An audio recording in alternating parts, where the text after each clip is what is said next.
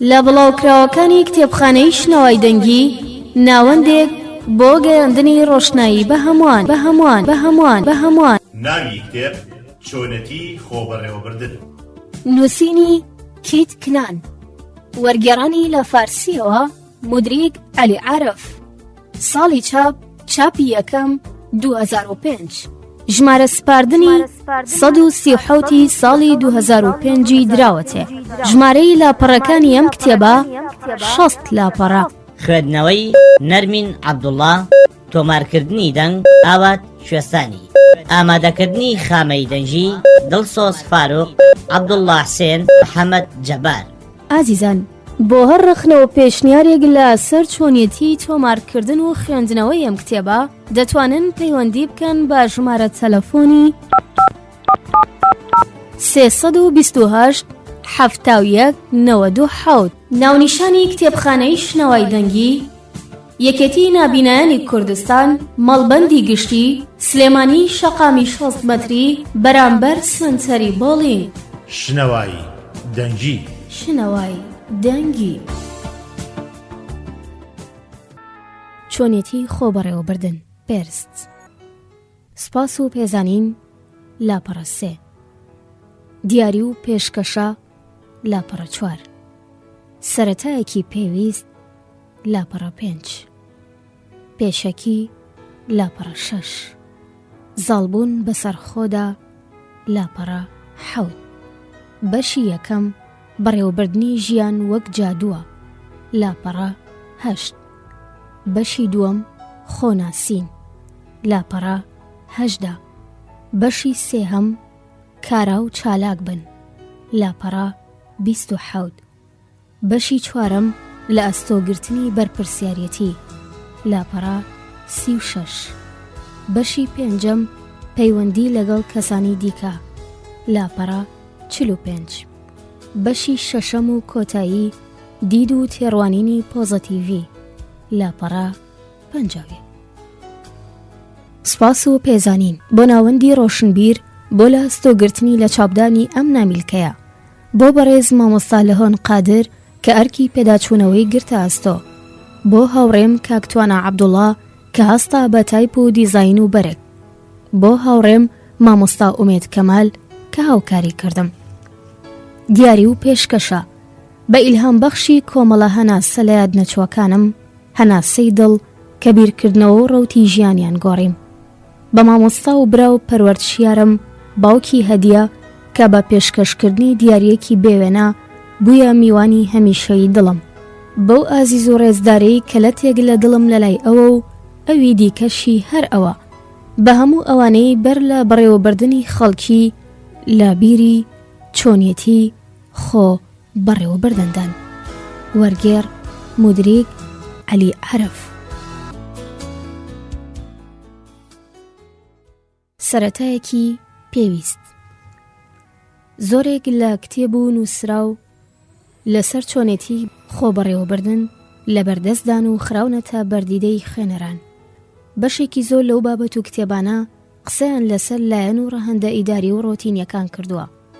ئەوەی کە سەرنجی ڕاکێشام و زیاتر بووە هاندەرم بۆ وەرگێڕانی ئەم نامیلکەیە ئەوە بوو کە نووسەری ئەم نامیلکەیە بێجگەلەوەی کە گرنگی و بایەخی بەلایەنی ئیداری و ڕۆتینیەکان داوە، هاوکات وەک کەسێکی دەروونناس یان شارەزا لەو بوارەدا بابەتەکانی ئەم نامیلکەیی نووسیەوە و لە قۆناغە سەرەتاییەکانی چۆنیەتی خۆبەڕێوەبردن و مامەڵەکردن لەگەڵ خەڵکی و چواردەورەوە دەست پێ دەکات و بەڕێنمایی سادە و ئاسان هاوکاری و یارمەتی خوێنەر دەدات کە مامەڵەیەکی شایستە و گونجاو لەگەڵ خۆی و ژیان و دەوروبەردا بکات و بتوانێت بە شێوەیەکی پۆزەتیڤانە هەڵوێست وەربگرێت و بەسەر کۆسپ و گرفتەکاندا زاڵ بێت و گەشە بەتوانە و بەهرەکانی بدات و گەشبینانە و جوانبینانە بڕوانێتە جیهان و ژیان.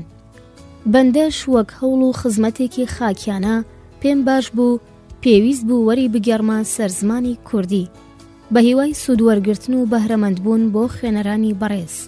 ناوی نووسەری ئەم کتێبە کیت کنانە و قاسمی کەریمی وەری گێڕاوەتە سەر زمانی فارسی و لە بڵاوکراوەکانی ناوەندی بڵاوکردنەوەی قەدیانی و 1378 کۆچی هەتاویە و ژمارەی یەکەمە لە زنجیرە کتێبی بەڕێوەبەرانی لاوبزانن.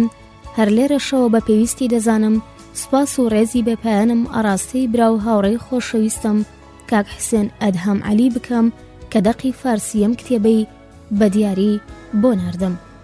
وەرگێر مودریک عەلی عارف، هەڵەبجەی شەهید. خۆشەویستانی من لەگەڵم بن بۆ خوێندنەوەی بەشی یەکەم لە کتێبی چۆنێتی خۆبەڕێوەبردن لاپەڕە 8 بەناونیشانی بەڕێوەبردنی ژیان وەک جادووە. بەڕێوەبردنی کاروباری ژیان و گونجان لەگەڵ مەسەلە جۆرا و جۆرەکانیدا وەک کارێکە کە جادوگەرە شارەزا و لێهاتووەکان ئەنجامی دەدەن. زۆرێک لە خەڵکی بۆ بەڕێوەبردنی ژیانیان وەک ئەو جادوگەرانی کە لە یەک کاتدا چەند تۆپێک لە هەوادا ڕادەگرن لەگەڵ گرفت و ناڕەحەتیە جۆرا و جۆرەکاندا لە یەک کاتدا مامەڵە دەکەن و دەگونجێن لەگەڵیاندا. لە ژیانی هەر تاکێکدا سێ بوار و ڕەهەندی سەرەکی هەن کە دەبێ بتوانێت لە یەک کاتدا هەرسێکیان بەڕێوە ببات و هیچ کامیان لە پێشتر نەزانێت بەسەر ئەوانی دیکەدا. ئەوانیش پیشە و خێزان و مەسەلە تایبەتیەکانن. گرفت لێرەدایە کە هەمیشە کات و هەلوفرسەتی پێویست لە بەردەستدا نییە بۆ بە هەماهەنگکردنی ئەم سێ بوار و ڕەهەندە لەگەڵ یەکدیدا. ئەگەر بەلایەنی کەمەوە بتوانین زاڵ ببین بەسەر دوو ڕەهەند و بواری ژیانماندا دەتوانرێت بوترێت کە بارودۆخێکی پەسەند بەسەر ژیانماندا زاڵ بووە.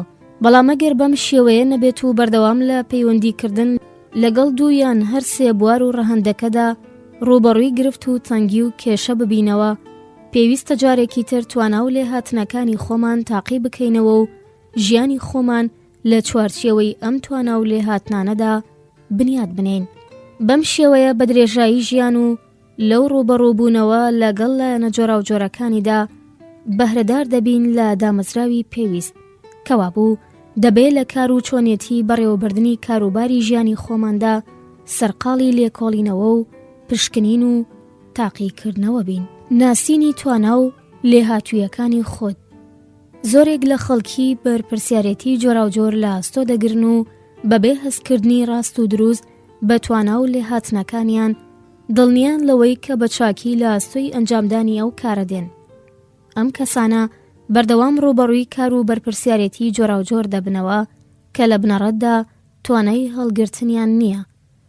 لەوانەیە ئێوەش لە بەریەکێک لەو هۆیانەی خوارەوە دووچاری وەها حاڵەتێک بوو بن. لەوانەیە خۆتان بتواناتر لەوەی کە هەن بزانن. لەوانەیە لەوتنی وشەی نە دەستەوسان ببن. لەوانەیە بە شێوەیەک کار و هەڵسوکەوت بکەن کە خەڵکی لە ئاست ئێوەدا چاوەڕوانی زۆریان هەیە و وا گومان دەبن کە هەمیشە دەتوانن یارمەتی و هاوکاریان بکەن. بەرحاڵ گرفت لەوەدایە کە ئێوە لە ئاست قبولکردنی بەرپرسیارەتە جۆرا و جۆرەکاندا زۆر سەرکەوتوو نابن. ئەگەر کەوتنە حاڵەتێکەوە کە ناچار بن بە قبولکردنی بەرپرسیارەتی جۆرا و جۆر بۆ دەربازبوون لەوەها گرفتاری و ناڕەحەتیەک کەمێک زیاتر بیر لە خۆتان بکەنەوە. پاشان پێڕستێک لە توانا و لێ هاتن و ئامادەیەکانی خۆتان ئامادە بکەن و لە کاتی پێویستدا ئەم پێڕستە بخەنە بەردەست کەسانی دیکەوە. بێبەرنامەیی یان پەرش و بڵاوی و شپرزی. کاتێک لە پیشە یان بواری دیاریکراودا کار دەکەیت هەست بە ئاسوودەیەکی زیاتر دەکەیت. تەنانەت ئەگەر چەند کارێکی جیاواز لە یەک پیشە و بواردا لە ئەستۆ بگریت. لەو سۆنگەیەوە کە هەموو ئەو کارانە لە یەک ئاراستەدان و یەک شوناسیان هەیە کەمتر دووچاری سەرگردانی و هەست بە فشار و پەستان دەکەن و بە خۆشحاڵی و ئاسوودەییەوە دەتوانن ئەو کارانە بگێنە ئاکامێکی چاک و خوازراو. ئەگەر توانایی و ئەرکە سەرەکیەکانتان دیاری نەکەن بەبێ ویست و ئیرادەی خۆتان چەندین جۆر لە ئەرک و بەرپرسیارەتی ناجۆر و ناهەماهەنگ و پەیوەست بە توانا و لێهاتوویەکانتان هێرشتان بۆ دەهێنن. ئەم حاڵەتە بە شێوەیەک ناخۆش و ئاڵۆزە ئەگەر ڕۆژێک بڕیار بدەن لە دەستی هەڵبێن و بەرنامەکان بە شێوەیەک بگۆڕن کە لە پەستان و گرفتەکانیان پارێزراو بن، ئەوە بەبن بە سدگەلێکی بێهیوایانە دەگەن. شڵەژاوی و پەرێشانی. دەربازبوون لە حاڵەت و بارودۆخی شڵەژانی کار و پیشە و دەستخستنی ئاسوودەی و ڕەزامەندی کارێکی دژوار و سەخت و ئاڵۆزە. بەم پێیە یەکەم هەنگاو بە مەبەستی دروستکردنی گۆڕانکاری و جوڵە و بزاوت و چالاکبوونی کاروبار قبولکردنی ئەم حاڵەتەیە کە هەیە. دەبێت پەسەندی بکەیت کە چۆنیەتی کارەکانتان لە ئاستێکی خوارتر لەوەدایە کە بیرتان لێ کردبووەوە. ئەگەر پەیتان بر بە چەند نیشانەیەک کە بەڵگە بوون لەسەر بوونی کەم و کورتی لە کارەکاندا، ئەوە ئاشکرا و ڕوونە کە بۆ ئەو کارە گونجاو نین. بۆ نمونە، بە شێوەیەکی بەردەوام و دووبارە ئامێرێکی تایبەت ناخەنەوە شوێنی تایبەتی خۆی. بۆ لێکۆڵینەوە و خوێندنەوە لەبارەی هەندێک کاروبارەوە هەل و فرسەتی پێویستان لەبەردەستدانیە. لە کاتی خۆیدا کارەکان ئەنجام نادەن.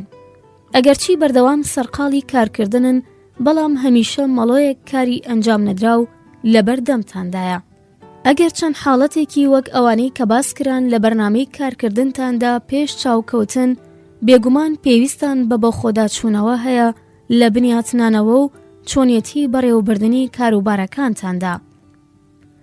ئەگەر بەهۆی فشار و پەستانی جیاوازەوە بەخۆدا چوونەوە و بنیاتنانەوەی کارەکانتان دوا بخەن بۆ کاتێکی دیکە، ئەوە لە کارەکانتاندا هیچ گۆڕانکاری و بەرەو پێشڤەچوونێک نایەتە دی. دەبێ بزانن کە هەرچی زیاتر بەرەوبەستن و کردنەوەی کارەکان و بنیاتنانەوەی ژیرانە و پەسەند تێبکۆشن، زیاتر لە ئامانجەکەتان نزیک دەکەونەوە. هەنگاوی دووەم بۆ چاککردنی کاروبارەکان دیاریکردنی وردی خواست و ئامانجەکانە. دەبێ پێڕستێک لە چالاکی و کارەکانی ئێستەتان ئامادە بکەن.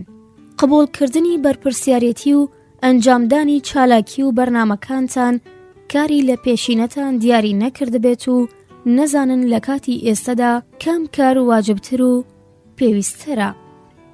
هەست بە فشار و پەستان. ئەگەر لە ئەنجامی خوازراوی کارەکان و بەڕێوەبردنی کاروبارەکانتان دەستەوسانن، لەوانەیە لەژێر فشار و پەستانی نەناسرا و نەزانراودا بن کە تا ئێستا هەرگیز لەو بارەیانەوە بیرتان نەکردبێتەوە و پەیتان بەبوونیان نەبردەبێ. بە شێوەیەکی گشتی بەشێکی کەم لە فشار و پەستانەکان حکمی نەخۆشیان هەیە. بەردەوام دەبێ بزانن کە چ شتێک هانتان دەدات کە بەیانی زوو لە خەو هەستن و بەرەو شوێنی کارکردنەکەتان بڕۆن.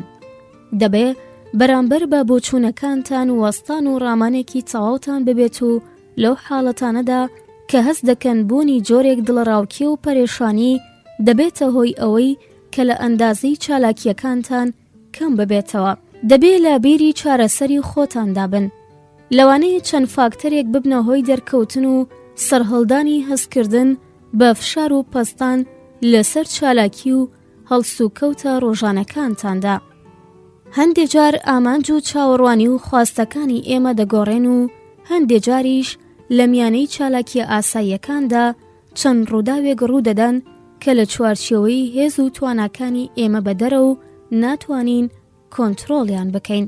کاتێک دەکەونە ژێر فشار و پەستانەوە، دەبێ لە ڕوانگەی ئەو نیشانانەوە کە لە ڕەفتاری ڕۆژانەدا دەردەکەون پەی بەبوونی فشار و پەستانەکان ببەن و پاشان لە هەوڵی لە کەنارخستن و لادانیاندا بن.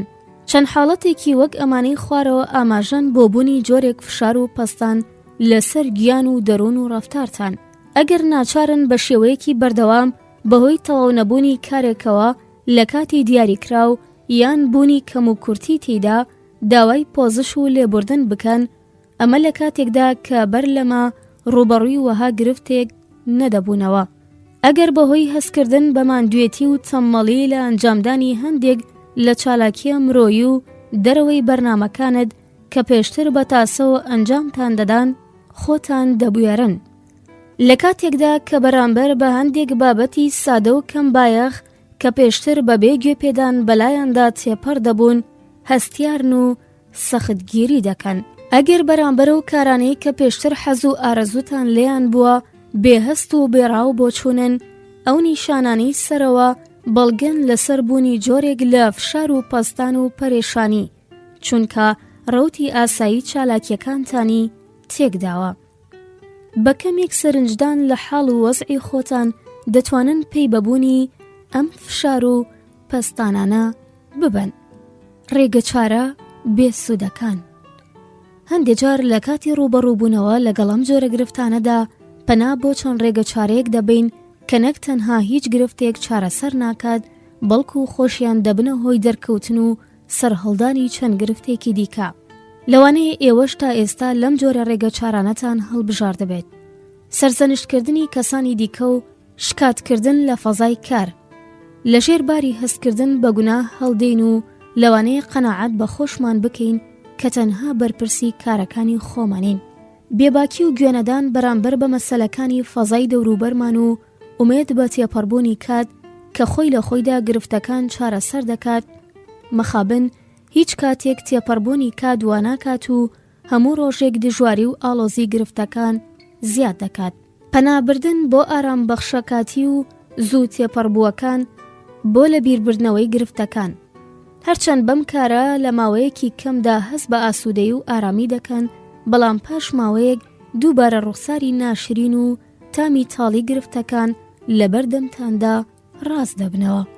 دەبێ بە شێوەیەکی شێلگیرانە لەم جۆرە ڕێگە چارانە دوورە پەرێزی بکەن. ئەم شێوازانە نەک تەنها کۆڵوبارێک لە سەرشانتان لانابن، بەڵکو بەهۆی درێژکردنەوەی ماوەی گرفتەکانەوە قۆڵی و ئاڵۆزی گرفتەکان زیاد دەکەن. نەتوانی لە هەڵبژاردننی ئامانجدا. ئەگەر ئامانجێکی دیاریکراوتان لە بەردەمدا نییە و هەموو پێداویستی و تواناییەکانتان بۆ گەیشتن بەو ئامانجە نادیارە گرتوۆتە بەر، بەدڵنیاییەوە کە ڕوبەڕووی گرفتێکی بنەڕەتی دەبنەوە. ئەگەر کۆبیرتان نەخەنە سەر بوارێکی دیاریکراو، ئەوە چالاکیەکانتان ئەکتیڤ و ئامانجدار و کاریگەر نابن. لەم حاڵەتەدا بەند و ئەسیری چەند گرفتێکی ورد و گەورە دەبن کە دەبێ بۆ وەلانانیان دەست پێشخەری بکەن. کاتێک کە ڕەوت و ڕەویەی چالاکیەکانتان بە ئاڕاستی ئامانجێکی دیاریکراودا نەڕوات و جەخت نەکاتەوە، لەوانەیە پاش هەوڵ و کۆشش و چالاکیەکی زۆر هەست بکەن کە لە هەمان شوێنی یەکەمدا وەستاون و هەنگاوێکتان بەرەو پێشەوە نەناوە. پێدەچێ بێ ئامانج و بێ بەرنامە بوون لە سەرەتای کاردا زۆر ناخۆش و نەخوازراو نەبێت، بەڵام کاتێک بەم هۆیەوە توانە و ئامادەیەکانمان لەدەست دەدەین، بەهەستکردن بە پێویستی زۆرتر بەرەو هەڵبژاردننی ئامانجی دیاریکراو هەنگاو هەڵدەگرین. پێویستی هەبوونی ئامانج و بە ئامانجەوە بزاوت و جوڵەکردن ڕوون و ئاشکرایە، کەوا بوو چی لەوە باشترە کە پێش ئەوەی بگەینە بنبەست بایەخ بەم کارە گرنگە بدەین. دەبێت لە ئێستاوە حاڵ و وەزعی داهاتووی خۆمان و چۆنێتی ئامانجمان وێنە بکێشین و پاشان هێدی بەرەو ڕووی هەنگاو بنین. دەبێ بە دوای چالاکیەکدا بگەڕین کە خاوەنی زۆرترین گونجان و پێکەوەکران و ڕەگەز بێت لەگەڵ توانا و لێهاتوویەکانماندا. لەم ڕۆژگارەدا کە شایەتی هەمەڕەنگی و جۆراوجۆری کار و پیشە و چالاکیەکانین، بۆ هەمووان ئەگەر گۆڕانکاری کار و پیشە هەیە، تەمەن لەوە کورترە ماوەیەک بەکارێکەوە کە حەز و ئارەزومان لێی نییە بگوزارێنین. هەر لە یەک ساتدا لەوانەیە چەند کارێک کە خویان پێوە ناگرین بربدەین و بگەڕینەوە بۆ هەمان ئەو ڕێی کە پێشتر تێیدا بووین. هەرچەند لەوانەیە ئەو ڕێگەیە ئامانجێکی ڕوونی لە بەردەمدا نەبێ، بەڵام ئەوەی کەم دژواریانەلا دەبات و ڕێگەکە تەخت و ئاسان دەکات بوونی ئامانجە. بە کورتی ڕوبەڕووبوونەوە لەگەڵ گرفتەکاندا. ئەگەر لە ناختاندا هەست بە هەریەک لەو خاڵە لاوازیانەی کە ئاماژەمان بۆ کردن دەکەن بیر بکەنەوە، بزانن کە کاروبارتان چۆن بەڕێوە دەبن و لە بنەڕەتدا خاوەنی چه بەرنامە و ئامانجێکن. هەرگیز وابیر مەکەنەوە کە هەلو فرسەتەکان لە دەست چوون و ناتوانرێ حاڵەتی ئێستا چاکتر بکرێت و سەر لە نوێ دەست پێ بکرێتەوە.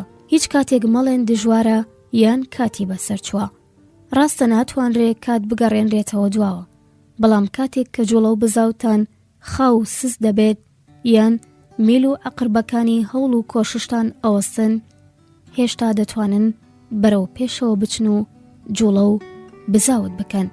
لە خۆتان بپرسن، بیر بکەنەوە کە کاروبارەکانتان لە داهاتوودا چۆن بەڕێوە دەبن، پاشان وەڵامی ئەم پرسیارانە بدەنەوە. ئایا لە بەڕێوەبردنی کاروباری خێزانی کەسی و تایبەتی و پیشەی خۆمدا دووچاری گرفتم؟ ئایا هەموو کاروباری ژیانم بە شێوەیەکی یەکسان و هەماهەنگ بەرەو پێشەوە چوون و سەرکەوتون؟ ئایا بەرپرسیارەتی زۆرم لە ئاستۆ گرتووە؟ ئایا هەز دەکەم کە ژیانم بە یەک شێوەیە؟ ئایا چالاکیە هاوشێوەکان یەکێک لە بوارەکانی دوورکەوتنەوە لە ئەنجامدانی گۆڕانکاری و چاکسازی پێویستن؟ ئایا لە بەدیهێنانی هەستی لە خۆڕازیبوون لە خۆمدا دووچاری گرفت نەبووم؟ ئایا بەو شێوەیەی دەمەوێت و حەز دەکەم ڕێک و پێکەم؟ ئایا لە بەشێک لە فشار و پەستانە قورسەکان ڕەنج و ئازار دەکێشم؟ ئایا بە شێوەیەکی نائاگایانە کەوتومەتە داوی هەندێک لە خوونەریتە هەڵەکانەوە کە ڕێگرن لە ڕۆبەڕۆبوونەوەی شێلگیرانە لەگەڵ گرفتەکاندا؟ ئەگەر بە هەندێک یان هەموو ئەم پرسیارانە وەڵامی پۆزەتیڤی و ئیجابی دەدەنەوە، دەبێ بەرامبەر بە تواناولی هاتوویەکانتان بە مەبەستی بنیادنان و گەشەپێدان و بەڕێوەبردنی کاروبارەکان بایەخێکی زیاتر بدەن.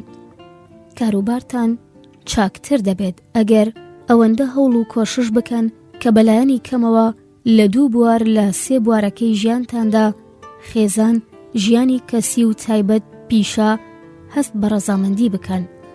دان بەوەدا بنێن کە زیاد لە ئەندازە بەرپرسیارەتیتان لە ئەستۆ گرتووە. ئامادەیتان هەبێت تاوەکو بۆ سەر و ساماندان و گەشەپێدانی کاروباری کەسی و تایبەتیتان ڕێگە چارەیەک دەست بخەن. بزانن کە بۆ گۆڕانکاری پۆزەتیڤی و ئیجابی لە ژیاندا دەبێت شێلگیرانە تێبکۆشن. هەندێک لە خۆڕەفتارە ناپەسەندەکانتان بناسن و بۆ دەربازبوون لەیان تێبکۆشن.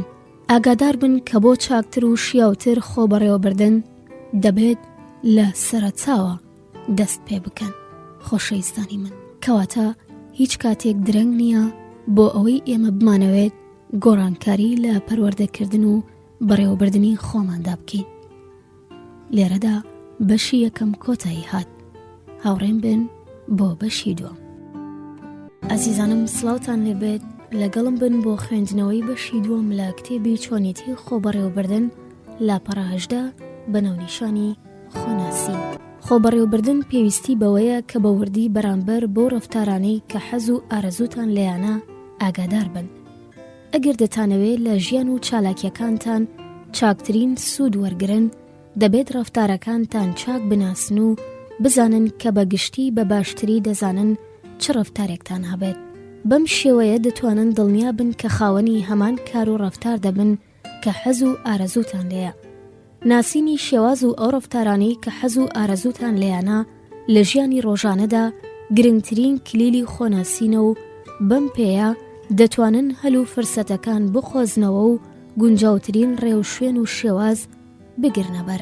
دیاریکردنی لە پێشترین کارە سەرەتایی و پێویستیەکانتان کە لە پێشترن پێدەچێت زۆر بە ئاسانی پێیان بگەن. ئەگەر ڕاست دەستن و نووسین بەدەستی ڕاست بۆتان زۆر ئاسان و سادەیە، ئەوە بەڵگە نییە لەسەرەوەی کە هەرگیز ناتوانن بەدەستی چەپیش بنووسن. دەبێت هەوڵ و کۆشش بکەن و زەحمەتێکی زۆرتر بکێشن. دیاریکردن و ناسینی ئەولەوێت و لە پێشینەکان بوار و دەرفەتی گونجاو دەخاتە بەردەمتانەوە. بم پێیە بۆتان دەردەکەوێت کە کام کارانە ئەنجام بدەن و بە چ کارێک دوورە پەرێزی بکەن. دەبێت بوارە گشتیەکانی لە پێشترینەکان بناسن تاوەکو بتوانن لە نێوانیاندا هەڵبژێرن. لێرەدا 4 کۆمەڵەی بنەڕەتی لە پێشترینەکانتان پێدەناسێنین. یەکەم، ڕێکخراو یان ڕێکەوت خواز. بە شێوەیەکی هەڕەمەکی چۆن لەگەڵ ژیاندا مامەڵە دەکەن. 2، واقعی یان گومان خواز. بەباشی دەزانن لەگەڵ زانیاریە گەشتووەکاندا چۆن مامەڵە بکەن. 3، لۆژیکی یان سۆزباوی. لە ڕوبەڕووبوونەوە و مامەڵەکردن لەگەڵ ئەوەدا کە دەیبیستن چۆن بڕیار دەدەن. 4، کۆمەڵی یان گۆشەگیر. بەباشی دەزانن کە لەگەڵ کەسانی دیکەدا بەشداری بکەن یان تەنها بن. ڕێکخراو یان ڕێکەوت خواز. ژیانی خوازرا و شایستە لا دید و بۆچوونی ئێوەدا چۆنە؟ کام یەک لەم حاڵەتانەی خوارەوە پەسەند دەکەن؟ پێم باشە هەموو کارەکان ڕێک و پێک بن تا چاکتر بتوانم لە کات و هەلو فرسەتەکانم سوودمەند بم. پێم باشە خۆم بگونجێنم لەگەڵ ئەو بارودۆخانەی کە دێنە پێشەوە و هەروەها هەماهەنگ بم ئەگەر بمەوێ بەپێی بەرنامەیەکی پێشوەخت دیاریکرا و بجوڵێم و هەڵسوکەوت بکەم کارەکانم دووچاری کەم و کورتی دەبن. ئەگەر بەباشی دەزانن کە ڕێکوپەیەک بن لە حاڵ و کاتێکدا کە هەموو شتێک پێشوەخت دیاری کراوە و بەرنامەڕێژی بۆ کراوە سەرکەوتنێکی زۆر بەدەست دەێنن. لەم حاڵەتەدا ئەگەر بە شێوەی پێشهاتێکی چاوەڕوان نەکراوەوە ناچار بن دەست بە گۆڕانێکی ڕیشەیی بکەن لە بەرنامەدا، ئەوە بە توندی هەست بە نیگەرانی دەکەن. ئەگەر بەباشی دەزانن لە ڕوبەڕووبوونەوە و مامەڵەکردن لەگەڵ مەسەلەکاندا هەست و سۆزێکی زیاترتان هەبێت و خۆتان بۆ سەرهەڵدان و دەرکەوتنی هەر جۆرە ڕووداوێکی چاوەڕوان نەکراو ئامادە بکەن، لە حاڵ و کاتێکدا کە نەرمونیانی و سۆزێکی زیاترتان هەیە هەست بە سەرکەوتنێکی زیاتر دەکەن. هەروەها لە حاڵ و کاتێکدا کە هەموو شتێک لە پێشەوە پێشبینی کراوە و بەرنامەکان بە یەک شێوە ئەنجام دەدرێن، جۆرێک ناڕازیبوون ڕووتان تێدەکات. ئەلبەتە ئەو شتانەی کە وتران بۆ مانایەنین کە ناتوانن لە حاڵ و کاتێکدا لە ڕیزبەندی لە پێشترینەکان دانین کار و چالاکی بەسوود و بنیاتنەرتان ببێت، بەڵکو مەبەست لەوەیە لەو حاڵ و کاتانەدا بە ناڕەحەتی و ناڕازیبوونەوە کار و ئەرکەکانتان ئەنجام دەدەن. واقعی یان گومان خواز. شێوازی ئێوە لە مامەڵەکردن لەگەڵ ئەو زانیاریانەی کە دێنە بەردەمتان چۆنە؟ بەباشی دەزانن زانیاریەکانتان چۆن کۆ بکەنەوە و سوودیان لێوەربگرن؟ بەباشی دەزانم هەموو زانیاری و وردەکاریەکان کۆ بکەمەوە و ڕێک بخەم. بە زۆری لە لێکۆڵینەوەی زانستی و حەقیقەتە زانستیەکاندا سەرکەوتوم. بەباشی دەزانم کە بابەتێک بە شێوەیەکی هەمەلایەنەوە هەمەکی لێکۆڵینەوەی لەسەر بکەم و هەموو ئەگەر و لایەنە جۆر بە جۆرەکان بناسم. حەز دەکەم کە هەموو ڕێگە چارەکان هەرچەند پێچەوانەی یەکدیش بن بناسم و بۆ چارەسەری گرفتەکان بەکاریان بەێنم. ئەگەر بەباشی دەزانن کە کۆبیر بخەنە سەر کۆمەڵێک زانیاری زۆرەوە، بەدڵنیاییەوە کە حەز دەکەن هەموو ئەو وردەکاریانەی کە لەوانەیە بەسوود بن کۆ بکەنەوە، بەڵام نابێت کاتتان بەکار بهێنن لە کۆکردنەوەی ئەو زانیاریانەی کە بەرانبەر بە سوودبوونیان دڵنیانین. ئەگەر بەباشی دەزانن بابەتێک بە شێوەیەکی هەمەکی بخەنە بەر لێکۆڵینەوەوە، بەدڵنیاییەوە کە بەباشی دەزانن لە هەموو ئەگەر و لایەنە جۆرە و جۆرەکانی ئەو بابەتەش بکۆڵنەوە. حەز دەکەن کە هەموو چەمک و نمونەکانی پەیوەست بۆ بابەتە بۆ ناساندنی بیر و بۆچوونەکانتان بخەنە بەرچاو و پێداگێڕانەوە و وردبوونەوەوە، کەوابوو لە کاتێکدا کە شێوازێکی داهێنان کارانەتان گرتووەتە بەر، نابێت لە بابەتێکی گرنگ کە دەتوانێت بتانگەێنێتە ئاکام بێ ئاگا بن. لۆژیکی یان سۆزباوی. هەمومان دەکەوینە حاڵ و کاتێکەوە کە پێویستە بڕیار بدەین لەبارەی شێوازێکەوە کە بەباشی دەزانن بەهۆیەوە بڕیارێکی ڕاست و دروست بدەن بیر بکەنەوە. بەباشی دەزانم لەسەر بنچینەی لۆژیک و بەبێ هیچ کاردانەوەیەکی سۆزباوی بڕیار بدەم. بەباشی دەزانم بەدەستخستنی زانیاری سەبارەت بەڕاوبۆچوونی کەسانی دیکە و پشتبەستن بە تێگەیشتن و سۆز بڕیار بدەم. ئەگەر بەباشی دەزانن کە لەسەر بنچینەی لۆژیک بڕیار بدەن، کاتێک کە لەگەڵ بابەتێکدا مامەڵەیەکی بنیاتنەرانە دەکەن و بە زانیاری پێویست و هاوڕێ لەگەڵ سەرژمێری و ژمارە قسە دەکەن، هەست بە ئارامی و ئاسوودەییەکی زیاتر دەکەن. ئەگەر لەگەڵ مەسەلەکاندا مامەڵەیەکی سۆزباوانە دەکەن، لە کات و حاڵێکدا کە لەگەڵ کەسانی دیکەدا مامەڵە و هەڵسوکەوت دەکەن، لە ڕەزامەندی و ئاسوودەییەکی دەرونی زیاتر بەهرەمەند دەبن. ئەگەر تاکێکی لۆژیکی بن، لەوانەیە لە دید و بۆچوونی کەسانێکەوە کە بە کەسی سۆزبا و دەژمێردرێن کەسێکی بێهەست و سۆز بناسرێن و لە بەرامبەریشەوە ئەگەر لە ڕوانگەی هەست و سۆزەوە مامەڵە بکەن، ئەوە لۆژیکیەکان بە کەسێکی دڵناسک و هەستیار دەتناسێنن. کۆمەڵی یان گۆشەگیر. ئەگەر هەست دەکەن دووچاری بێفکر و بۆچوون بوون و پێویستان بەسەر لە نوێ دروستکردنەوەی وزە و هێزی دەرونی هەیە، چۆن بە ئارەزوو و خواستی خۆتان دەگەن. بەباشی دەزانم مەسەلەکانی خۆم بە بەشداری کەسانی دیکە بگەێنمە ئاکام. بە چەند کارێکی وەک بەشداریکردن لە جەژنەکان و سەردانی دۆستان ئارەزوومەند و حەزم. بەباشی دەزانم کاتەکانم بە تەنهایی بەسەر بەرم، گوێ لە مۆسیقا ڕادێرم، بخوێنمەوە و لەگەڵ خۆمدا سەرگەرم بم. ئەگەر بەباشی دەزانن لەگەڵ خەڵکانێکدا کە هەر کامەوە خاوەنی هەلومەرجی تایبەتی خۆیانن کات بەسەر ببەن تا هەندێک کات هەلو فرسەتی ئەوەتان ببێ لەگەڵیاندا ڕاوێژ بکەن، لەوانەیە ڕوبەڕووی هەندێک فاکتەری نائومێدی کار ببنەوە. ئەگەر بەباشی دەزانن کە لە دنیای خۆتاندا بن و کاتەکانتان بە ئارامی و ئاسوودەیی بگوزارێنن، بە تەنهایی وەڵامی خواست و داخوازیەکانی خەڵکی بدەنەوە، لەوانەیە هەست بە خاڵی بوون و تەنهایی بکەن. خواستەکانتان دیاری بکەن. لە ڕێڕەوی دیاریکردنی ئەولەویەت و لە پێشترینەکان و هەڵبژاردننی شێواز و ئەو بوارانەی کە دێنە بەردەمتان، دەتوانن ئەو حاڵەتانەی کە دەبنە هۆی سەرکەوتنتان دەستنیشان و پێشبینی بکەن. ئەگەر تاکێکی واقعی و ڕێکوپێکن، ئەگەری ئەوە هەیە کە کەسێک بن بەرپرسیارەتی لە ئەستۆ بگرن و لە حاڵ و کاتێکدا کە هەموو شتێک پێشبینی کراوە و خاوەنی بەرنامەیە و هۆشیاری و وردەکاری دەوێ سەرکەوتنی تەواو دەست بخەن. ئەگەر ئەولەویەت و پێشینەیی دەبەخشنە واقعی بوون و ڕێکەوتخوازی لە حاڵ و کاتێکدا کە پێویستی بە جوڵە و بزاوت و چالاکی هەیە، کارە ئاشکرا و پۆزەتیڤەکانتان دەردەخەن، چونکە توانایی پێویستان هەیە بۆ دیاریکردنی هەڵەکان و دەتوانن لە بەرامبەر هەڵەکانەوە پەرچەکرداری گونجاوی خێرا و لە کاتی خۆیدا نیشان بدەن.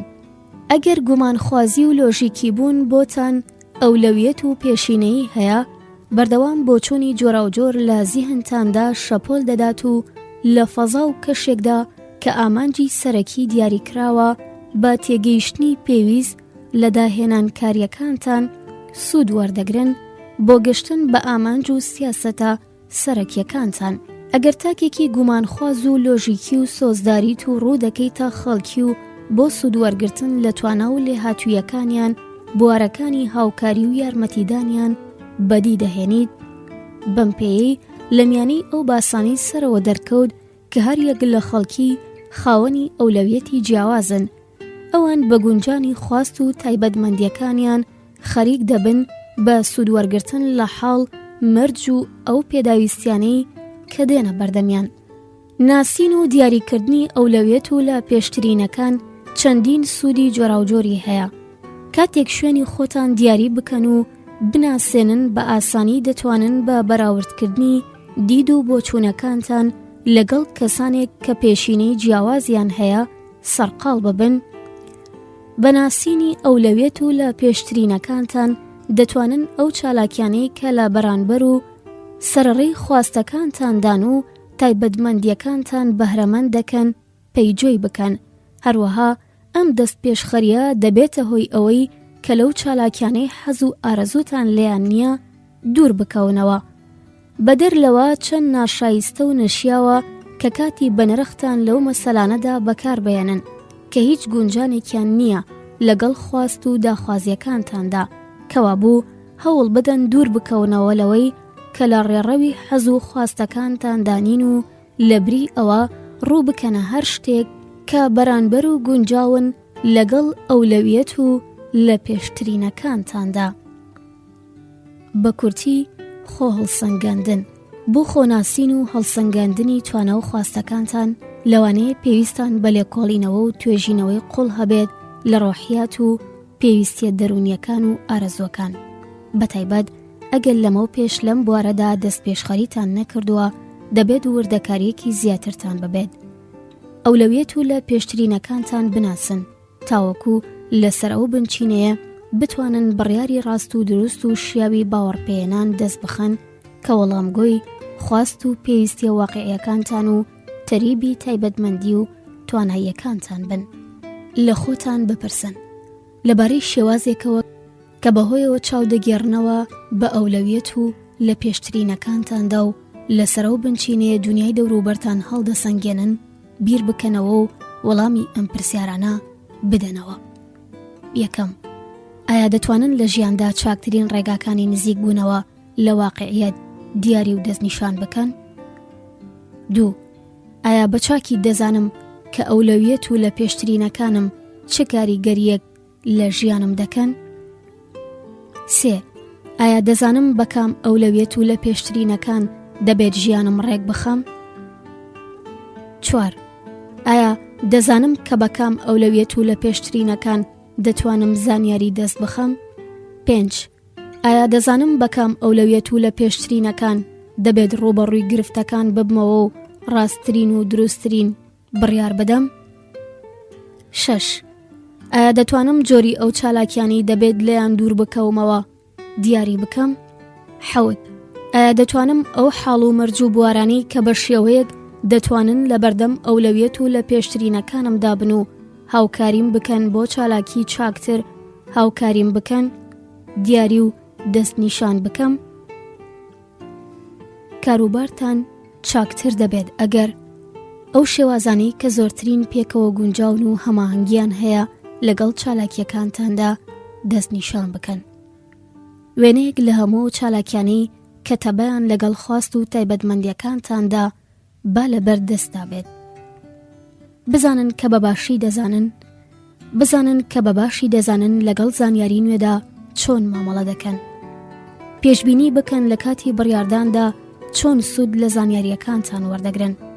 بزانن کە جگە لە ڕاوبۆچوونی ئێوە بۆ لێکۆڵینەوەی مەسەلەکان دید و بۆچوونی دیکەش هەن کە لە جێی خۆیاندا گرنگی و بایەخی پێویستی خۆیان هەیە.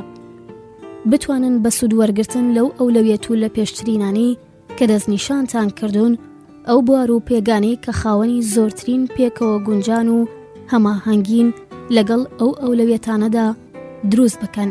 دەست بدەنە هەڵبژاردنی و چالاکیانەی کە ڕاستەوخۆ ئەوەتان لە بەرامبەر ئەولەویەت و لە پێشترینە کانتاندا.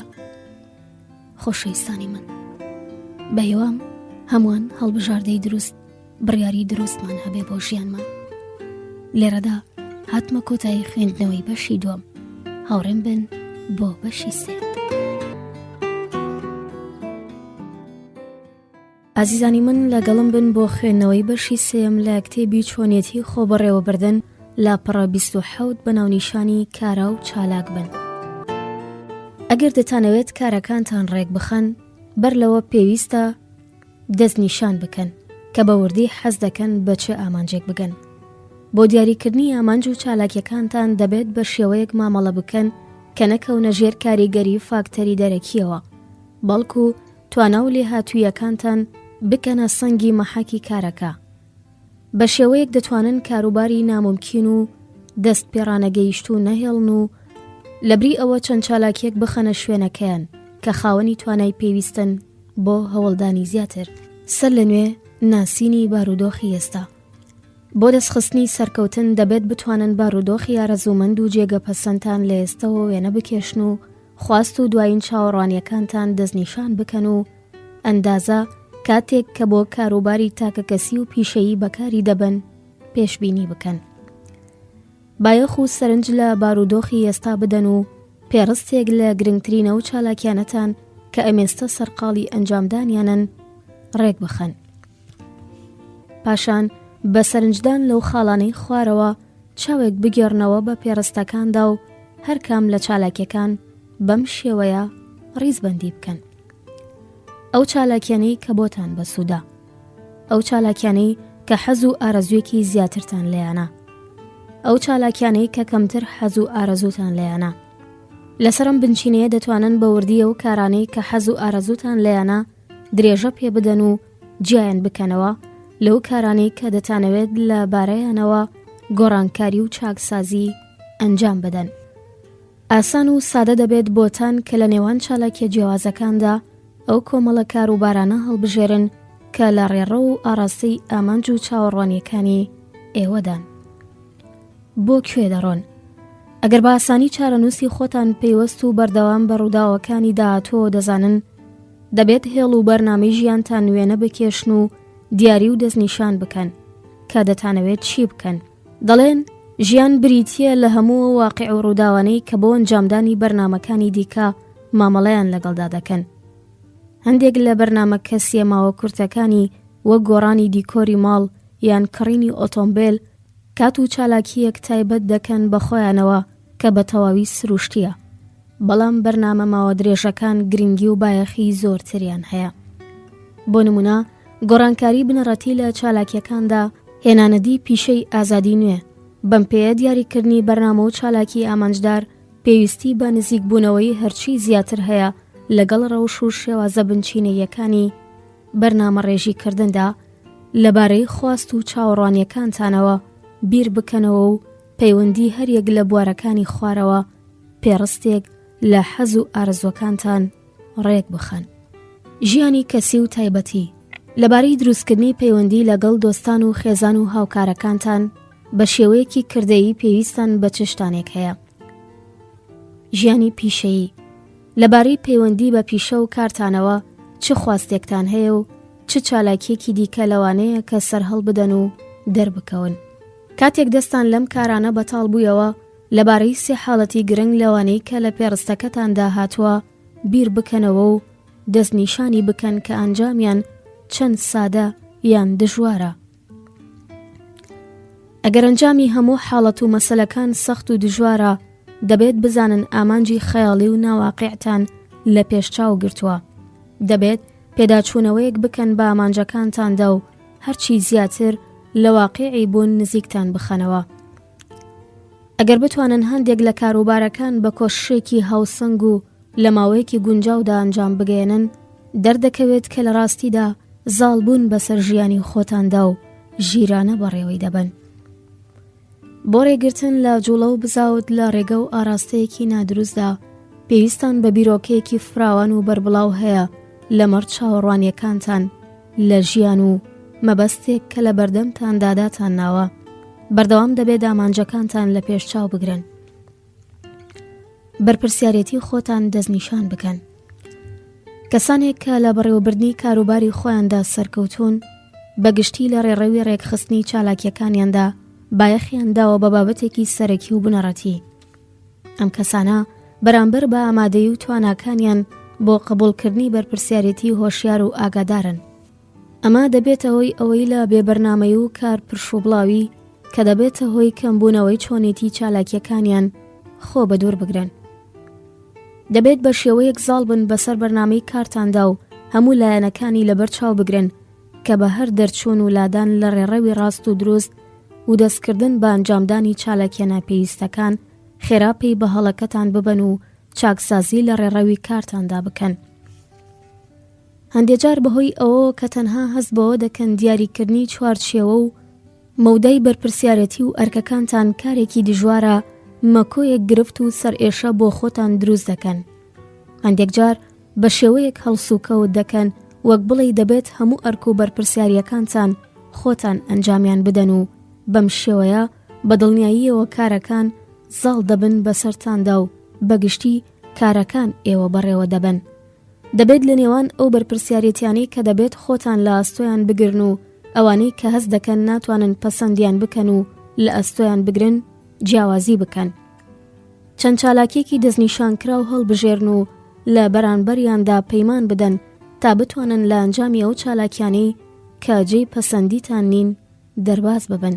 گونجان لەگەڵ هەلومەرجی نوێدا هەمیشە ڕێژەیەکی کەم لە کاروبارەکانی ژیان نەگۆڕ و پایەدارن. کەوابوو گومان مەبەن کە دەتوانن سەر بکەونەوە بە قاوەغی خۆتاندا و لە ڕوبەڕووبوونەوە لەگەڵ گۆڕانکاریەکان هەڵبێن و ڕابکەن. هەرگیز وانابێت هۆشیاربوونتان بۆ گونجان لەگەڵ هەلومەرجی نوێدا بەشێکی سەرەکی و گرنگە لە ڕێکخستن و بەڕێوەبردننی کاروبارەکاندا. هەندێجار هاوهەنگاوی لەگەڵ گۆڕانکاریەکاندا ڕوبەڕوو دەبێتەوە لەگەڵ چەند ئەزموونێکی ناخۆشدا، چونکە هەمیشە ناتوانرێت دڵنیا بن کە ئەنجامی چاوەڕوانکراو لە بەردەستاندایە و لەلایەکی دیکەوە بەردەوام دەبێت پێشبینی ئەگەری سەرهەڵدان و دەرکەوتنی هەندێک لە مەترسیەکان بکەن. بەڵام لەگەڵ هەموو ئەمانەشدا ئەگەر ناتوانن خۆتان لە گۆڕانکاریەکاندا هاوهەنگاو بکەن و بگونجێنن دەبێت چاوەڕوانی ڕۆژێک بکەن کە لە ڕکابەرەکانتان بەجێماون. بەردەوام دەبێت بە شێوەیەک بەرنامە ڕێژی بکەن کە لە کاتی سەرهەڵدان و دەرکەوتنی گۆڕانکاریەکاندا ئامادەی ئەنجامدانی چالاکیەکان بن لە کاتی خۆیاندا. ئەم دەست پێشخەریە نەک تەنها هاوکاریتان دەکات بۆ دەستخستنی داهاتووی چاوەڕوانکراوتان، بەڵکو دەتان پارێزێت لە تیری کەسانێک کە لە دەوروبەرتاندا دەجۆڵێن و بەردەوام چاوەڕوانی کەوتنە خوارەوە یاخود لە ناوچوون و تیاچوونتان دەکەن. بۆ ڕوبەڕووبوونەوە لەگەڵ گۆڕانکاریەکاندا سێ شێوازی سەرەکی هەن. 1. فراوانکردن و گەشەپێدانی زانیاری و لێهاتوویەکان لە ڕێگەی بەردەوامی زانستەکردەی و پسپۆڕیەکان و هۆشیاری وەرگرتن لەمەڕ شێواز و تەکنیکە نوێیەکان و ئەزمونکردنی لایەنە جۆرا و جۆرەکان. 2. زیادکردنی ڕێژەی هۆشیاریەکردەی و پسپۆڕیەکان و هۆشیاری بەرامبەر بە نوێترین گۆڕانکاریە زانستیەکان. 3. دروستکردنی گۆڕانکاری بەردەوام لە چالاکیەکاندا بۆ ڕێگریکردن لە وەستانی مێشک و دۆگمابوون. ئەگەر بە شێوەیەکی بەردەوام ڕێژەی هۆشیاری و لێهاتوویەکانتان زیاد بکەن لە کاتی سەرهەڵدان و دەرکەوتنی گۆڕانکاریەکاندا بە ئاسانی لەگەڵ هەلومەرجی نوێدا دەگونجێن و پێک دێن.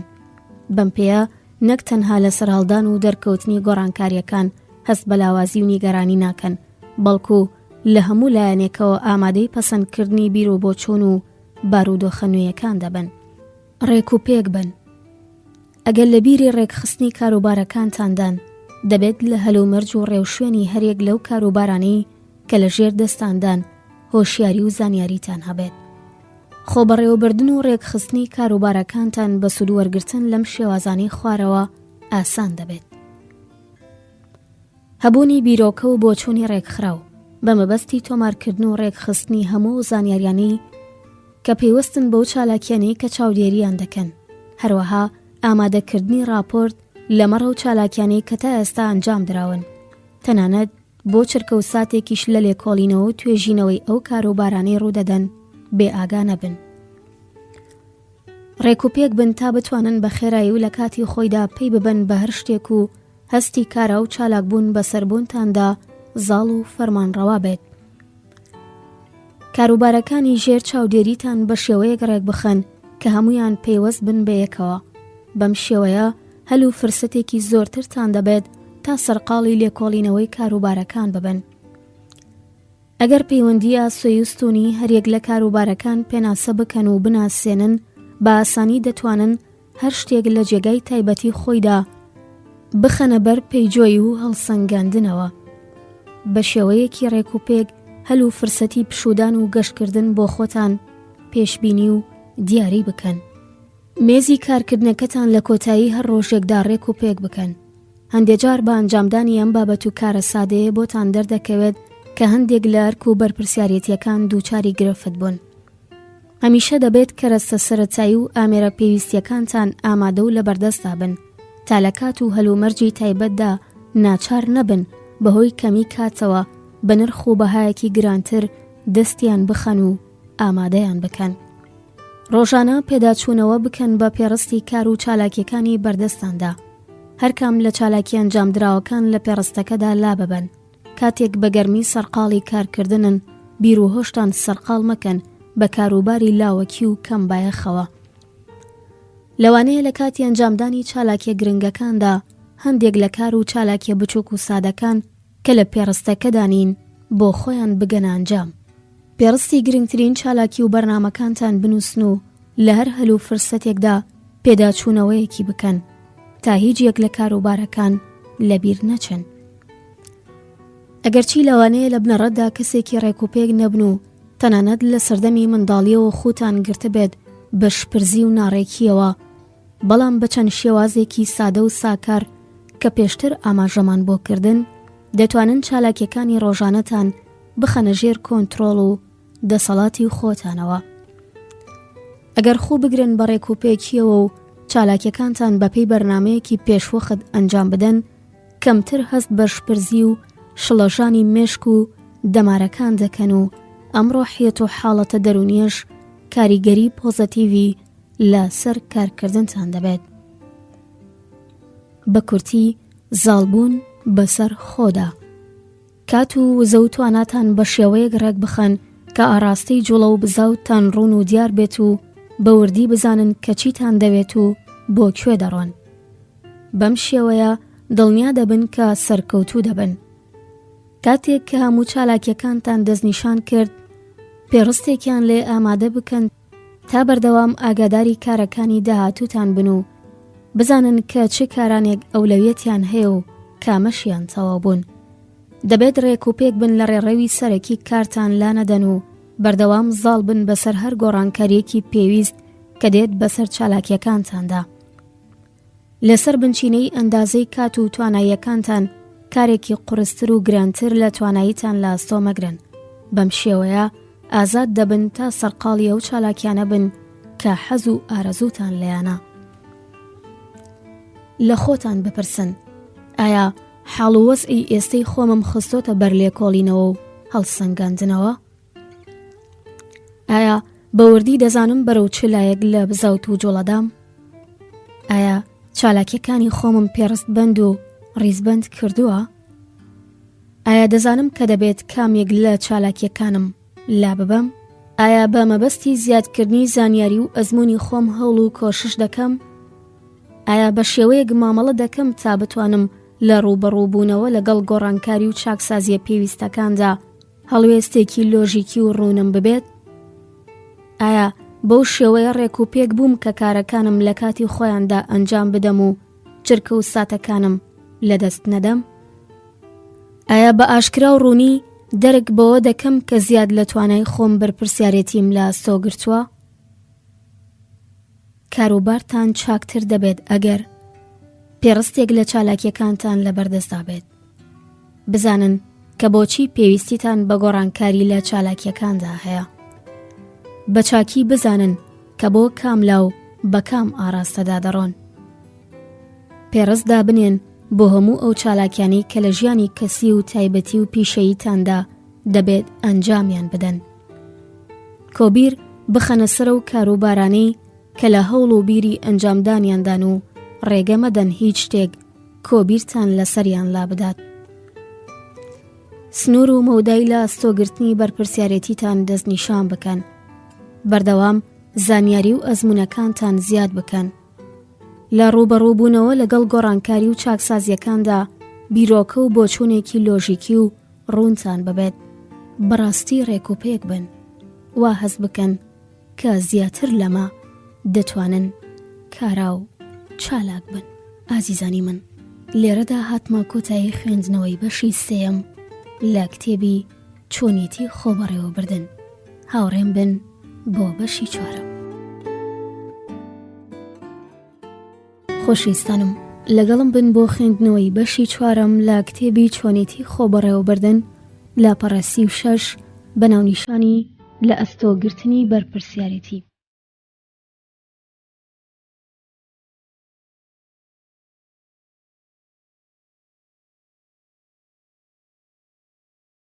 بۆ ساڵبوون بەسەر خۆتاندا دەبێت بەرامبەر بارکەکانتان هەست بە بەرپرسیارەتی بکەن و بە ئاکامێکی باشیان بگێنن. بۆ ئەم مەبەستا کار لەم بابەت و مەسەلانەی خوارەوە بکەن. ئێوە کێن؟ ئایا دەزانن کە کەسێتی و ویژدانی ئێوە یەکێکە لە گرنگترین فاکتەرە کاریگەرەکان لە ئەستۆگرتنی بەرپرسیارەتیدا؟ بەردەوام چاودێری حاڵ و دۆخە دەرونیەکانتان بن و زاڵ بن بەسەر خۆتاندا. لەم ڕێژدا لە هیچ هەوڵ و کۆششێک درێغی مەکەن. ئەگەر ئێوە خۆتان هەڵنەسەنگێن و توانە و وزە دەرونیەکانتان بەهێز نەکەن، ئیدی چۆن چاوەڕوانی دەکەن کە خەڵکی وا بکەن.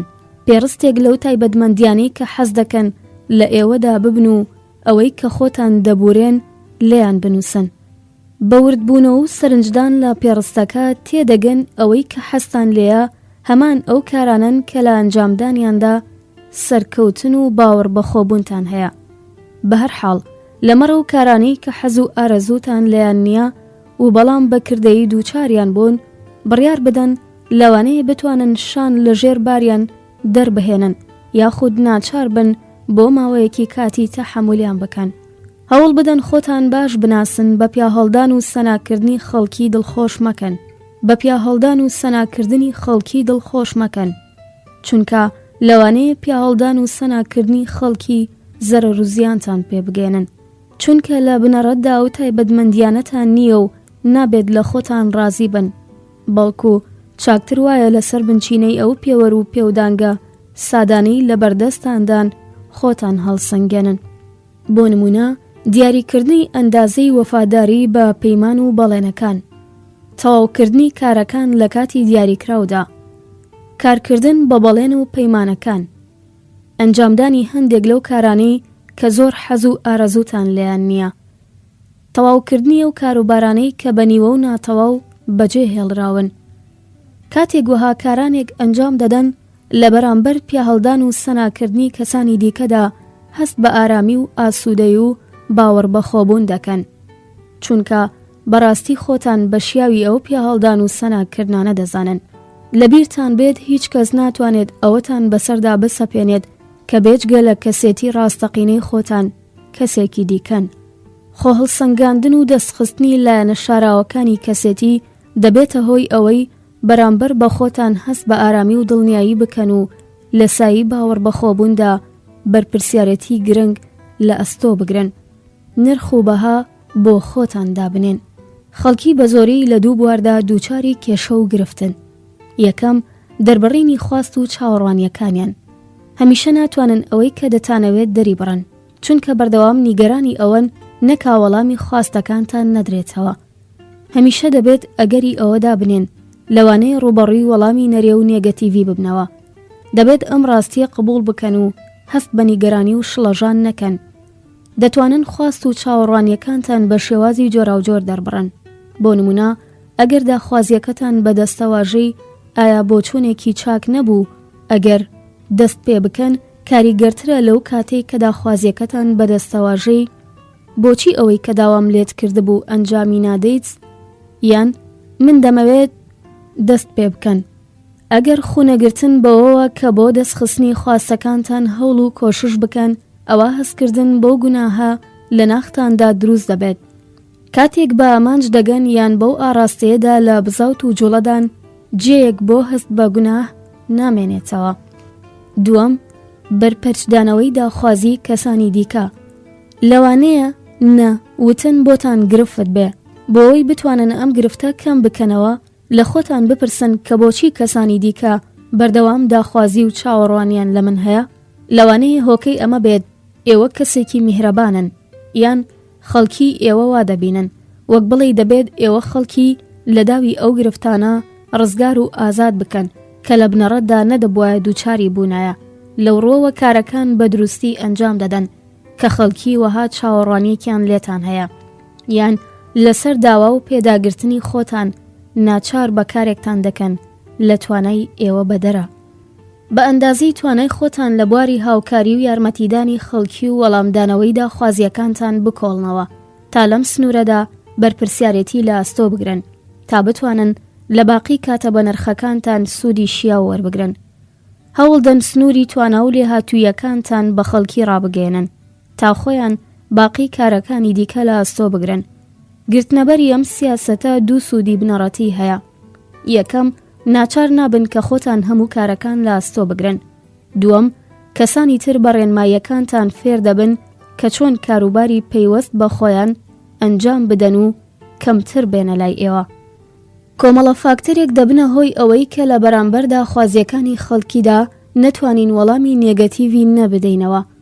هەندێجار وا بیر دەکەینەوە کە وەڵامی نێگەتیڤی دەبێتە هۆی ئەوەی کە پشگیری و هاوکاری خەڵکی لەدەست بدەین. هەندێجاریش بەر لەوەی بیر لە داخوازیەکانی خەڵکی بکەینەوە و خۆمان بۆ وەڵامی نێگەتیڤی ئامادە بکەین، دەکەوینە ژێر فشار و پێداگری ئەوانەوە. بەڵام وشەی نابێتە هۆی لە دەستدانی پشگیری و هاوکاری کەسانی دیکە بەمەرجێک بە شێوەیەکی خێرخوازانە و بنیاتنەرانە و بە خستنەڕووی ڕێنمایی پێویست بۆیان لە هەوڵ و بیری چارەسەری کێشە و گرفتەکانیان دابین. ئەگەر هەمیشە بیر و هۆشێکی ئامادەتان هەبێت و بە شێوەیەکی ئارام و هێدی و دەربڕینێکی پتە و داخوازی خەڵکی بەرپەرچ و ڕەت بکەنەوە، بۆ لاستۆگرتنی ئەو کارانەی کە جێ ڕەزامەندیتان نین ناکەونە ژێر فشارەوە. کاتێک دەتانەوێت لە ئەنجامدانی کارێک کە حەز و ئارەزوتان لێی نییە خۆتان دوور بگرن، وەڵامێکی نێگەتیڤی خۆتان بە سادەیی و دڵنیاییەوە دووبارە بکەنەوە تا لایانی بەرامبەر قبول نەکردنەکەتان قبول بکات. بۆ نمونە بڵێن ناتوانم لەم بوارەدا هاوکاریتان بکەم، بەڵام پێشنیار دەکەم کە ئەگەر مۆڵەتی کەسانی دیکە بدەن کە بە تەواوی بتان خەنە ژێر کۆنتڕۆڵی خۆیانەوە، ئەوە بەکردەیی هانیان دەدەن کە جاری دیکەش ئەو کارە دووبارە بکەنەوە. دەبێت بە شێوەیەک خۆتان بپارێزن کە کەسانی دیکە نەتوانن کۆڵ و باری خۆیان بخەنە سەر شانتان. دەبێت خەڵکی تێبگەێنن هەرگیز ئامادە نین بار هەڵگری داخوازیە نابەجێکانی ئەوان بن. ئەو کۆمەڵە داخوازی و چاوەڕوانیانەی کە هیچ حەز و ئارەزویەکتان لێیان نییە وەڵامی نە بدەنەوە، بەڵام بە شێوەیە کە لەگەڵ شێلگیری و پێداگرتندا نەبنە هۆی ڕکەبەرایەتی و دوژمنایەتی. بەم شێوەیە دەبینن کە قەبارەی ئەم جۆرە داخوازیانە ڕوو لە کەمی دەکەن، چونکە ئێوە بەکردەیی بەڵگەیان بۆ دەهێننەوە و بۆیان ڕوون دەکەنەوە کە بەرنامە ڕێژیتان بۆ خۆتان و کاتەکانتان کردووە. کەسانێک کە بۆ کارەکانیان کاتبەندی و بەرنامە ڕێژیان کردووە کاتەکانیان بە فیڕۆ نادەن، لە هەلومەرجی ئێوە بە چاکی تێدەگەن. پاڵپشت نهێنی سەرکەوتن. کاتێک بەرپرسیارەتیەک لە ئەستۆ دەگرن دەبێت مەبەست و ئامانجەکانتان بناسن. لەم قۆناغەدا ئەندازەی شێلگیری و پاڵپشت وەک ئیمتیاز و دەستکەوتێکی بنەڕەتی دەخرێتە ڕوو. هەمیشە دەڵێن کەسانی هۆشمەند بە حەتمی لە کار و ژیانیاندا سەرکەوتوو نین، بەڵکو کەسانێک سەرکەوتوو دەبن کە پاڵپشت و وڕێیان هەیە. دەبێت دڵنیابن لە ئەنجامی ئەو بەرپرسیارەتیانەی لە ئەستۆیان دەگرن بە سوود بەرژەوەندی ئێوە دەبن. لە ڕێڕەوی جوڵە و بزاوتنتاندا ڕوبەڕووی چەند کۆسپ و گرفتێک دەبنەوە کە لەوانەیە دڵسارتان بکاتەوە لە دەستکەوتنی ئامانجدا. کەسانی دەوروبەرتان بە زۆری لایە نێگەتیڤەکانی کارەکەتان دەبینن، بەڵام هەوڵ نادەن کە هانتان بدەن. دەبێت باوەڕبوونتان بەخۆ هەبێت و پشت بە خۆتان ببەستن. دامەزراوی یەکێکە لەو ئیمتیازات و دەستکەوتانەی کە بەردەوام لە هەوڵی پاراستن و بەهێزکردنی دابن، چونکە بە پێچەوانی بۆ چوونە ڕزی و پوچەکانی کەسانی دیکەوە و بەهۆی باوەڕ بەخۆبوون و دامەزراوی لە بەرامبەر گرفتەکانەوە بە ئاکام و دەرەنجامی گرنگ دەگەن. هەمیشە لە بیرتان بێت کە کیسەڵ لە کێبڕکێ لەگەڵ کەروێشکدا زووتر لە هەمووان گەشتۆتە هێڵی کۆتایی. ڕەهابوون لە فشار و پەستان. مرۆڤە سەرەتاییەکان لە ڕێگەی ڕاوی گیانداران و جەنگ و کێبڕکێ بۆ جێگیرکردنی شوێنی خۆیان درێژەیان بە ژیانی خۆیان داوە. لەو ڕۆژگارەدا ژیانی ئەوان ئاوێتە بوو لەگەڵ ترس و خەشمدا. دوو هەستی ترس و خەشم ئێستاش لە وجودی مرۆڤدا پێشچاو دەکەون. هەلومەرجی جەستەی مرۆڤ بە شێوەیەکە کە ئەم هەستانە بواری دەرکەوتن و سەرهەڵدانیان هەیە. سەرنجدان لە چۆنیەتی کەسێتی و هەلومەرجی ڕۆحی و دەرونی لە هەلومەرجی جیاوازدا ڕەفتاری بە پێچەوانە دەنوێنێت. هەستی بە شەڕ و کێبڕکێ کاتێک کە ئازار و هەستی خەشم لە ناختاندا بۆ بەرگریکردن لە خۆت بەهێز بۆ بێت. هەست بەڕاکردن و هەڵهاتن کاتێک کە هەست دەکەن چاکتر وایە کە ئەو بارودۆخی کاتێک کەوتون لێی هەڵبێن و ڕابکەن. کاتێک دەکەونە ژێر فشارەوە لە ڕاستیدا یەکێک لەو دوو هەستە باس کراوە ترس و خەشم یا هەردووکیان دەروونتان داگیر دەکەن. گرفت لەوەدایە کە لە زۆربەی کاتەکاندا هەڵبژاردنی شەڕیان هەڵهاتن ممکن نییە. لە کاتێکدا کە بە پێی داخوازی و تایبەتمەندی و پێداویستیە دەرونیەکانتان دەبێت یەکێک لەم دوو بابەتە لە ڕوبەڕووبوونەوە لەگەڵ گرفتەکاندا هەڵبژێرن. ئەگەر نەمانتوانی پەرچەکردارێکی گونجاو دەست بخەین، ئەو کاتە ئیتر ورە و توانا دروستکراوەکان بوارێک بۆ ئازادبوونیان دەست ناکەوێت. بەم پێیە هەست بە فشار دەکەین. بۆ کەمکردنەوەی فشار و چارەسەری ئەم گرفتە دەبێت جەستە و گیانی مرۆڤ بە شێوەیەکی هاوبەش بچنە ناو چالاکیەکانی وەک شەڕ یان هەڵهاتنەوە تا فشار ڕوو لە کەمبوونەوە بکات. لەم بوارەدا سێ شێوازی بەسوود هەن.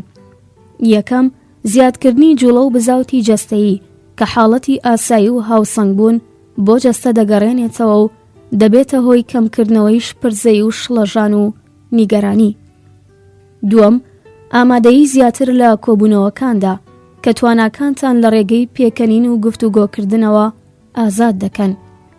سێەم، بەرنامەڕێژی و ئامادەکردنی پێڕستی ڕێنمایی کار کە بە ئاسانترین کار بۆ هاوکاریکردن بۆ هەستکردن بە ڕەزامەندی دێتە هەژمار.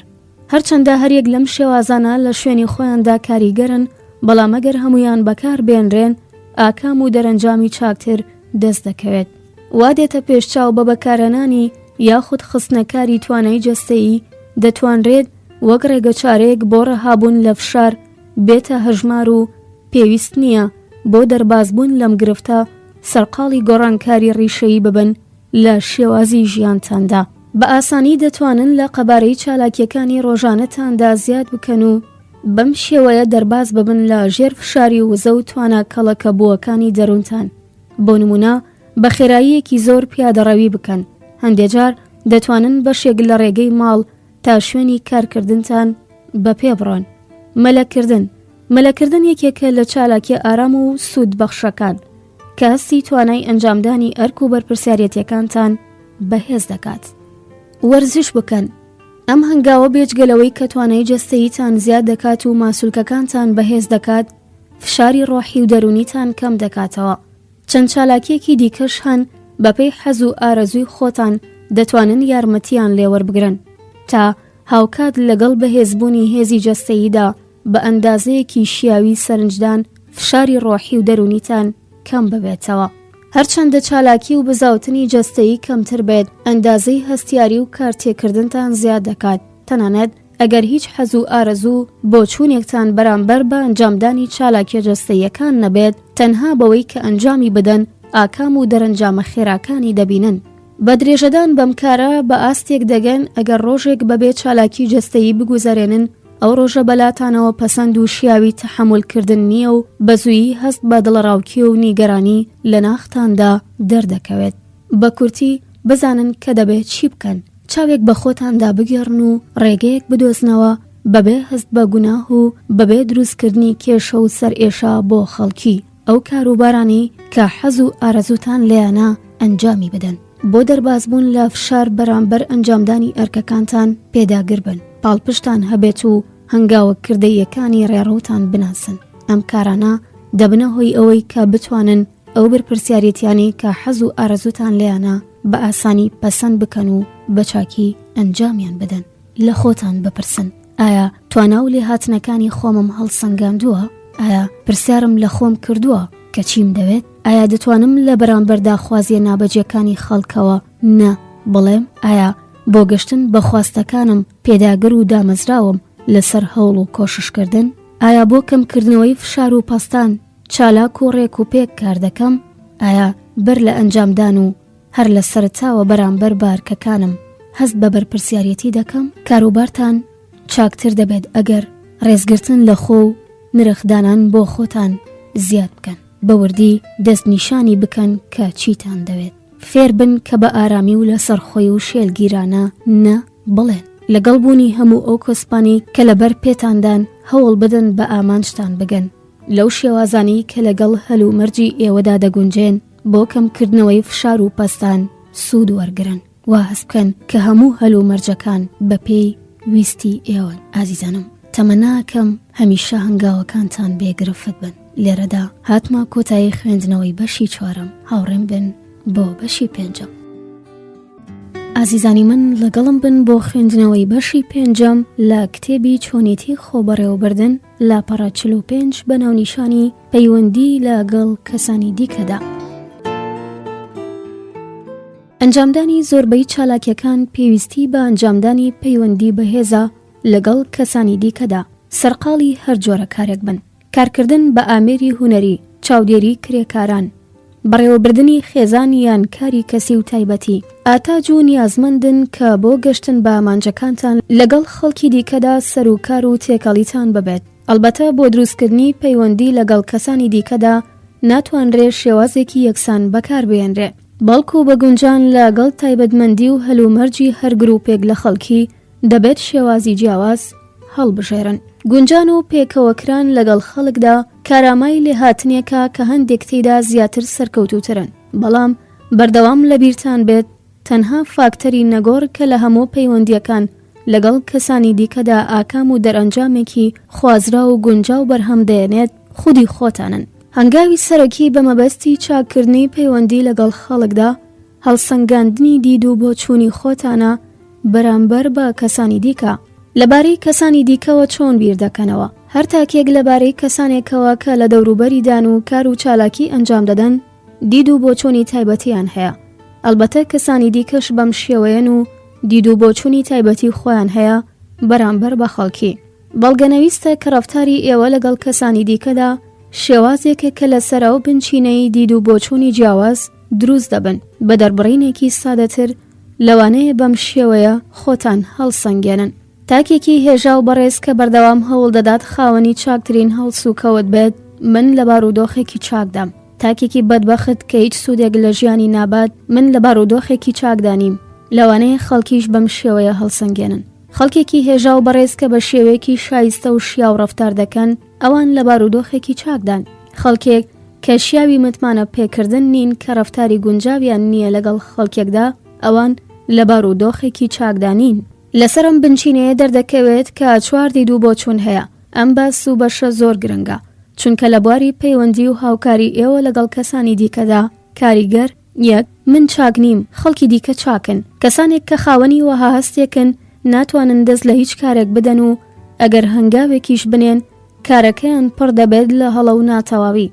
ئەم کەسانەوە هەست دەکەن کە کەسانی دیکە بەختەوەر و خۆشبەختن و کەسانی دیکە بە چاکتر و باشتر دەزانن. وەها کەسانێک کە بە هەستیاریەکی تەواوە لەگەڵ خەڵکیدا پەیوەندی دروست دەکەن و زەو توانای خۆیان لە سایی ئیرەی بردندا بە فیڕۆ دەدەن. دووەم، من چاک نیم، خەڵکی دیکەش چاک نین. کەسانێک کە وەها هەستێکیان هەیە نەدەتوانن کار بکەن و نەژیانیش لە بوونیان بەهرەمەند دەبێت. ئەم جۆرە خەڵکە نەنرخ و بەهایەک بۆ خۆیان دادەنێن و نەبۆ دید و بۆچوونەکانی خەڵکی دیکە بەرامبەر بە خۆیان بایەخ دادەنێن. سێم، من چاکم، خەڵکی چاک نین. کەسانێک کەوا بیر دەکەنەوە لە کاتێکدا بەرامبەر بە خۆیان هۆشیار و ئاگادارن و لایەنەکانی ژیانی خۆیان دەناسن، کەسانی دیکە بە بێنرخ و بێ ئەرزش دەزانن. ئەم جۆرە کەسانە خەڵکێکی نەتوانن کە هێز و دەسەڵات و پلەخوازی لە ناخیاندا شەپۆل دەدات و بەردەوام دەکۆشن بۆ کەمکردنەوەی ڕێز و نرخی کەسانی دیکە و بەهای بوونیان لە پێش چاو ناگرن. چوارم، من چاکم، خەڵکی دیکەش چاکن. ئەم کەسانە بە ئەندازەی توانا و لێهاتنی خۆیان تێدەکۆشن کە ئەرکەکانیان بە چاکترین شێوە ئەنجام بدەن. ئەوان خەڵکی دیکە بە کەسانی خۆشەویست و شیاوی ڕێز لە قەڵەم دەدەن و لەو سۆنگەیەوە کە بۆ خۆیان و بۆ خەڵکی نرخ و بەها دادەنێن دەتوانن بە ئاسانی لە قەیرانەکان دەرباز ببن.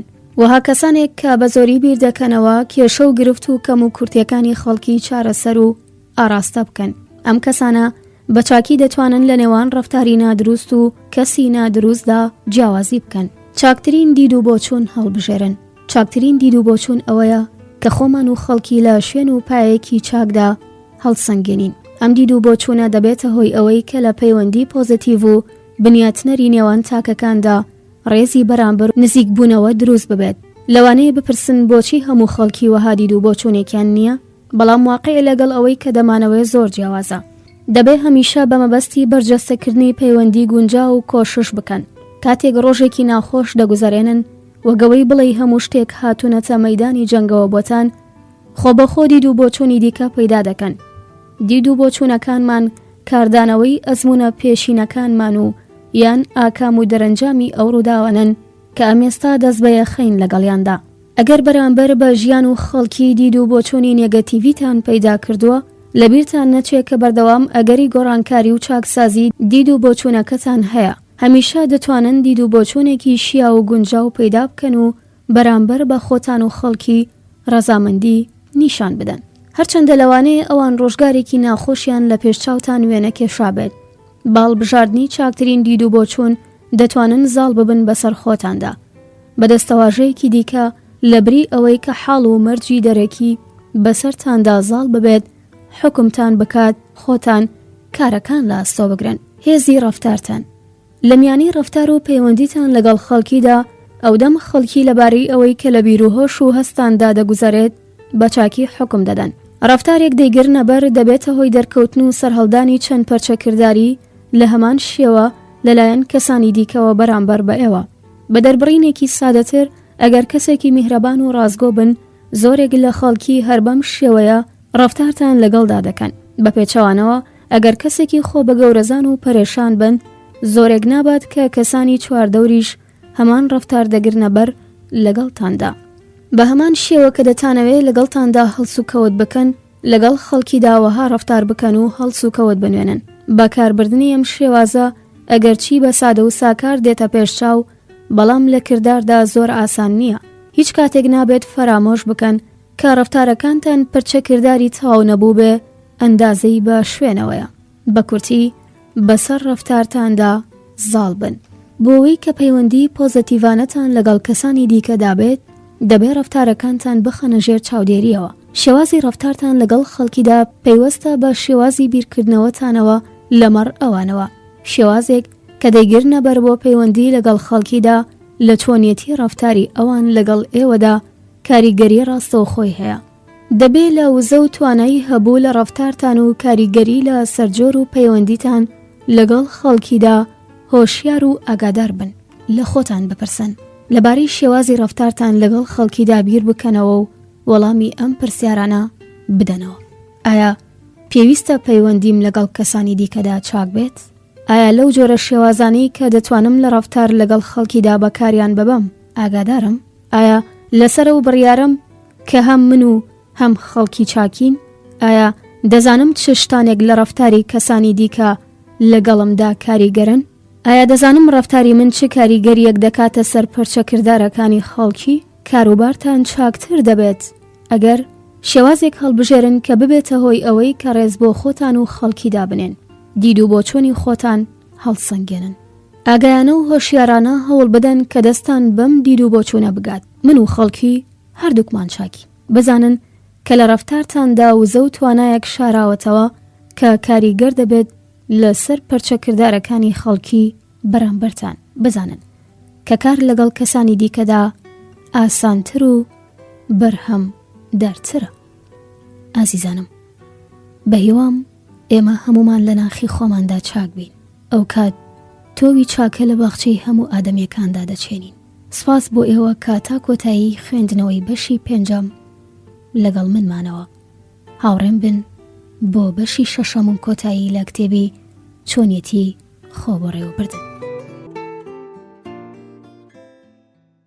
ئازیزانم، لەگەڵم بن بۆ خوێندنەوەی بەشی شەشەم و کۆتایی لە کتێبی چۆنیەتی خۆ بە ڕێوەبردن لە پەڕە 51 بۆ 60 دەکات بە ناونیشانی دید و تێڕوانینی پۆزەتیڤی.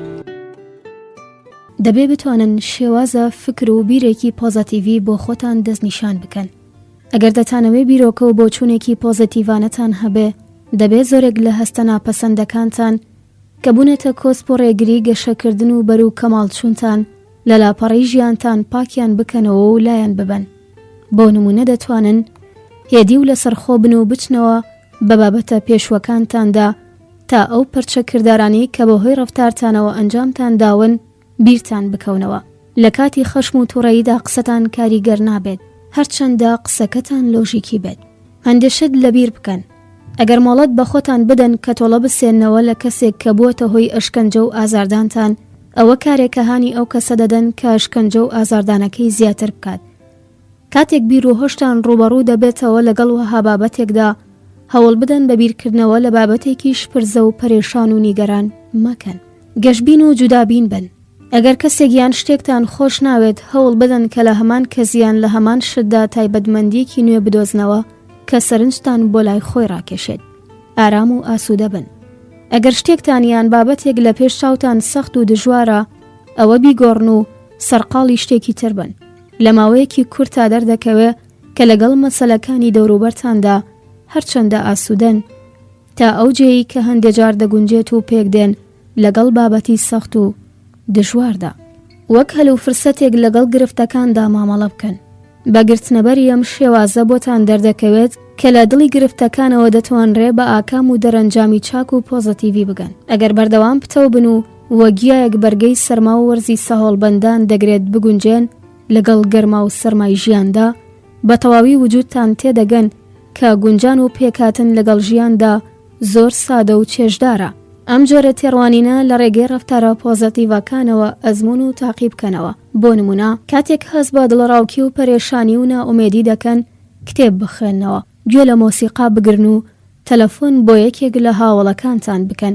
کاتێک خۆتان سەرقاڵ بکەن بە دنیای دەوروبەرتانەوە، دوورە کە گرفتەکانتان زاڵ بن بە سەرتاندا. پێ بکەن و بزە بتانگرە.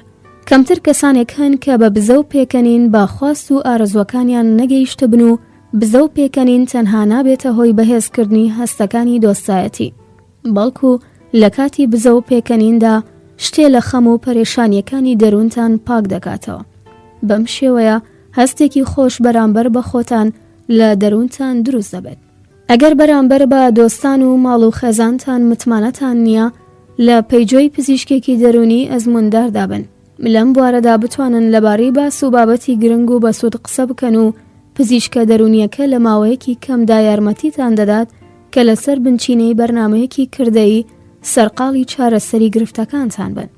بە خۆتان ڕابگەن. ئەگەر دەتانەوێت کاروبارتان بە شێوەیەکی پۆزەتیڤانە بەڕێوە برن، دەبێ بە خۆتان ڕابگەن. بەڵام ئەگەر تااقەت و ورەتان نەبێ ئەوە بە کردەیی کات و هەلو فرسەتی خۆتان بەفیڕۆ دەدەن. یەکەم پرسیارێک کە لە کاتی پش و ئارامیدا لە خۆتانی بکەن ئەوەیە لە زنجیرەی پلەبەندی و ئەولەویەت و لە پێشینەکانمدا شوێنی بەخۆڕاگەیشتنم لەکوێدایە؟ لەوانەیە گیرۆدەی چەند کار و چالاکیەک بن کە ئامێستا هەمویان بە پێویستتر و خێراتر لە بایەخدان بە خۆتان بزان و حسابیان بۆ بکەن. بەڵام بە هەمان ئەندازەی کە گرنگی و بایەخ بە چالاکیەکانتان دەدەن پێویستە بە خۆتان ئارابگەن. دەبێ فێر بن کە چۆن خۆتان ڕێبەری و ڕێنموێنی بکەن. بەوە مەبەستە چەند شێوازێک هەن کە ئێوەش دەتوانن بەکاریان بێنن. لەوان حەوزی حەمامدا ڕاکێشن و گوێ لە مۆسیقایەکی ئارام بگرن. حەمامەکە ڕووناک بکەن و کەمێک بۆنی خۆشواتە معاتەر بکەنە ناو ئاوەکەوە و لەم کاتەدا پشوو بدەن. ناوە سوود لە پششێلان ماساژ وەرگرن. لە هەندێک لە ڕۆژەکانتاندا کاتێک تەرخان بکەن بۆ خۆتان بە مەبەستی ئامادەبوون لە ناوەندەکانی چارەسەرکردا یان وەرزش. سەرقاڵ و خەریکبوون بە چەند وەرزشێکی مەلەکردن و خەلیسکانی سەربەفر و سەرکەوتن بۆ سەر چیا و ئەسب سواری و وەرزشە ئارامکەرەوەکان. لەگەڵێکێک لە دۆست و هاوڕێکانتان ڕێک بکەون و نانێکی سادەی بەیانی لە شوێنێکی گەشتیاریدا بخۆن. بۆ سەرقاڵبوون بە بابەتێک یان شتێکەوە کە حەز و ئارەزوتان لێیە کاتێک لە بەرچاو بگرن. ژیانی هاوسەنگ. لە کەنار چالاکیە فراوانەکانتاندا چەند هەل و فرسەتێکیش لە پێشچاو بگرن کە بتوانن بایەخ بە خۆتان بدەن تا بە چاکی بتوانن کارایانە و چالاکانە و تەریبی کاروبارەکانتان خۆتان بەڕێوە ببن. کاتێک ماوەیەکی بەردەوام سەرقاڵی کاری کەڵەکەبوو سەنگین و دژوار دەبن، دەبێت کاتێکیش بۆ پشودانتان پێشبینی و لە پێشچاو بگرن. کاتێک کاتەکانتان بە شێوەیەک ڕێک بخەن کە بتوانن بە شێوەیەکی هاوسەنگ بە ژیانی خێزانی و کۆمەڵایەتیتان ڕابگرن لە کارکردنتاندا هەست بە ماندوێتی ناکەن. دروستکردنی هاوسەنگی لە ژیاندا سوودی زۆر فراوانی تێدایە. بۆ نمونە کاتێک کە سەرقاڵی کار دەبن هەست دەکەن کە هەموو لایەنەکانی ژیانتان لە ژێر چاودێری و دەسەڵاتی ئێوەدان. بەرجەستەبوونی خەونەکان. هەر تاکێک خەون و خولیایەکی هەیە کە پێناسەی کەسێتی و خواستەکانی ئەون. ئەم خەون و خولیانە مرۆڤ لە دنیای هەست پێکرا و دیارەوە بەرەو دنیای خەیاڵی دەداتە بەر کە لەوێدا هەموو ڕووداوەکان بۆ شێوەی کە تاک دەیەوێت ڕوودەدەن. لەبری کەپت و سەرگۆنەکردنی خەون و خولیا و ئارەزوەکان کەمێک بوار بدەن تا بەرجەستەبوونیان نزیک بێتەوە. ئامانج و خواستەکانتان تۆمار بکەن بەبێ گوێدانە هیچ شتێک بێتە ناو دنیای خەون و ئارەزوەکانەوە. لەم وانەیەدا ئەمێستاکە حەز بکەن لە دوورگەیەکی ئیستیوایی و لەژێر سێبەری درەختەکانی کەناری دەریادا بن و حەز دەکەن یەکێک لە چاکترین ئۆتۆمبیلەکانتان پێبێت و شۆفێری بکەن. هەرچەند لەوانەیە دەستکەوتنی ئەم ئارەزوانە بۆ زۆرێک لە خەڵکی سەرزەوی نەگونجا و ناممکین بن، بەڵام بە هەوڵ و کۆشڕ بەرزی بە بارودۆخێکی وەگە و حاڵەتە دەگەن. بۆ نمونە لە بری سەفەرکردن بۆ دارستانەکانی ئیستوە لە گۆشە و سوچێکی چۆڵ و خەڵوەت لەژێر سێبەری درەختەکاندا دادەنیشن و پیاڵەیەک چای گەرم دەخۆنەوە. هەوڵ بدەن بە ئەندازەی توانا و ئیمکانیەتتان لە دنیای خەون و ئارەزوەکانتان نزیک بکەونەوە. کەسانێک کە هەست بە ڕەزامەندی و گەشتبینی و جوانبینی دەکەن مامەڵەیەکی پۆزتیڤانە لەگەڵ خواستەکاندا دەکەن. تەنانەت ئەگەر بە ئەندازەیەکی زۆر بچووکتر لەوەی کە لە بیر و هۆشیاندا بگەن بەرامبەر بەوەی کە ئامێستا لە ئاستوانە و لێهاتووینیان بەدەر کەمتر هەست بە حەسرەت و پەشیمانی و بێبەشی دەکەن. زۆر جێی سەرسوڕمان و دڵگیر و جێی خۆشحاڵیە کە بیرۆکە و بۆچوونە پۆزتیڤەکان بەدامەزراوی بڕیاری یەکلاکەرەوە لە کارەکە نزیک ببنەوە. بە کورتی هەست بە ڕەزامەندی. دوایین ئامانج لە هەوڵ و ماندووبوون بۆ بەڕێوەبردنی کاروبارەکانتان دەستکەوتنی هەست بە ڕەزامەندی و خواستەکانتانە. بەردەوام دەبێت لە بیرتان بێ کە دەبێت چاکترین ڕێگە هەڵبژێرن. ئەگەر بەرامبەر بە خۆتان هەست بە ڕەزامەندی ناکەن دەبێت لە ناخ و دەروونتان بە شوێن هۆکاندا بگەڕێن. بەرحاڵ لەبیرتان نەچێت کە دید و تێڕوانینێکی پۆزتیڤانەتان ببێت. پۆزتیڤانە بیرکردنەوە کلیلی سەرکەوتنە. لە خۆتان بپرسن ئەگەر دەتانەوێت لە ژیاندا دید و تێڕوانینێکی پۆزتیڤانەتان ببێت بیر لە چۆنێتی دەستخستنی بکەنەوە و پاشان لە خۆتان بپرسن ئایا بۆ زاڵبوون بەسەر هەست و سۆزەکانمدا تێدەکۆشم؟ ئایا ئەزمونە ئازار بەخشەکان و ناخۆشیەکان لەبیر دەکەم؟ ئایا بە ئەنجامدانی کارە پۆزەتیڤیەکان زاڵ دەبم بەسەر بۆ چۆنە نێگەتیڤەکاندا؟ ئایا بە ئەندازەی پێویست بزە و پێکەنینم هەیە؟ ئایا بە شێوەیەکی گونجاو لەگەڵ هەلومەرجی دەرەکیدا ڕەفتار لەگەڵ خۆمدا دەکەم؟ ئایا لە ژیانی خێزانی و پیشەییمدا هاوسەنگی ئەنجام دەدەم؟ ئایا لە جۆری ڕێگەیەکدا بۆ بەرجەستەبوونی خەون و خولیا و ئارەزوەکانم؟ ئایا کاروبارەکانم بە شێوەیەک بەڕێوە دەبم کە جێ ڕەزامەندی بن؟ کاروبارتان چاکتر دەبێت ئەگەر هەرچەندە زۆرتر زاڵ بن بەسەر سۆز و هەستەکانتاندا بۆ دەستنیشانکردنی جێگە و پێگەیەک لە ژیاندا بیر لە چارەسەرێک بکەنەوە، زۆرتر خەندە و بزە بتانگرێ و پێ بکەنن. کاتێک تەرخان بکەن بۆ کارانەی کە حەز و ئارەزوتان لێیانە. لە نێوان کار و حەز و ئارەزووە کەسی و تایبەتەکاندا هاوسەنگی بکەن. ئەو کارانەی کە زۆرتر حەز و ئارەزوتان لێیە ئەنجام بدەن. هەستکردن بە ڕەزامەندی لە ناختاندا بەهێز بکەن، پێداچوونەوە لە خۆ بەڕێوەبردندا. ئەگەر وا هەست دەکەن کە زاڵبوون و خۆ بەڕێوەبردن لەوە سەخت و دژوارترە کە گومانتان دەبرد، ئەوە سەرنج بدەن لە یەکێکی یان چەندانە لەم بابەتانی خوارەوە. خۆناسین. ئەگەر تا ئێستا دەستنیشانتان نەکردووە کە دەبێت چ کارێک ئەنجام بدەن، لەوانەیە هێشتا ئەولەویەت و لە پێشینەکانتان دیاری نەکردبێ. لەوانەیە سەرقاڵی کارێک بن کە زۆر گونجاو نەبێ لەگەڵتاندا. ئەگەر لە پێشینەکانیشتان دەستنیشان کردبێ، بە حەتمی کە دڵنیان لێیان دەبێت لە چوارچێوەی لە پێشینەکانتاندا ئەو چالاکیانی کە حەز و ئارەزوتان لێیانە دەستنیشان بکەن و هەموو هەوڵتان بخەنە کار تا کاری جێگە پەسەندتان هەڵبژێرن. دیاریکردنی ئامانج. ئەگەر هێشتا دەستنیشانتان نەکردووە کە لە ژیاندا بە شوێن چه ئامانجێکدان، ئەوە بە ڕێگەیەکی نادروست و چۆڵدا دەڕۆن. لەوانەیەم حاڵەتە بەم هۆیەوە هاتوتە پێشەوە کە پێرستان لە حاڵ و وەزعی خوازراویدا هاتوتان ئامادە نەکردووە و کەسێکی ڕێک و پێک نەبن، یا لە بنەڕەتدا لە هەر جۆرە گۆڕانێک ناڕەحەت و دڵگران بن. بەهەرحاڵ ڕوون و ئاشکرایە کە بە ڕێڕەوێکی دروستدا ناڕۆن و زاڵ نین بەسەر کاروبارەکانتاندا. پەسەندکردنی بەرپرسیارەتی. ئەگەر هێشتاوە هەست دەکەن کە پەسەندکردنی بەرپرسیارەتی کێشە و گرفتە، لەوە دەچێت پێناسەیەکی ڕوونتان نییە بۆ تواناکانتان و بەردەوام مۆڵەت دەدەن کە ئەولەویەت و پێشینەیی بۆ نیاز و خواستەکانی خەڵکی بدەن بەسەر نیاز و خواستەکانی خۆتاندا. لەوانەیە بە ئەندازەی پێویست خۆتان هەڵنەسەنگان دەبێ، یان زۆر باوەڕتان بە خۆتان نەبێ، یان لەوانەیە پێداگری نەکەن لەسەر سربەخۆی خۆتان. لە هەمووان گرنگتر لەوانەیە تا ئێستا هیچ هەوڵێکتان نەدابێ بۆ دەرباز بوون لە فشارەکان. پەیوەندی لەگەڵ خەڵکیدا. ئەگەر وا بیر دەکەنەوە کە پەیوەندیەکی شیاو و گونجاوتان لەگەڵ خەڵکیدا نییە، لەوە دەچێ خۆتان بە شێوەیەکی پۆزەتیڤانە هەڵنەسەنگێنن. ئەگەر ئێوە حەز و ئارەزوتان پەیوەندیەکی ڕێکوپێکی بەو شێوەیەتان لەگەڵ خەڵکیدا نەبێ، بەڵگەنەویستە کە خەڵکیش کەمترین پێخۆشحاڵی لەم بوارەدا لە خۆیان نیشان نادەن.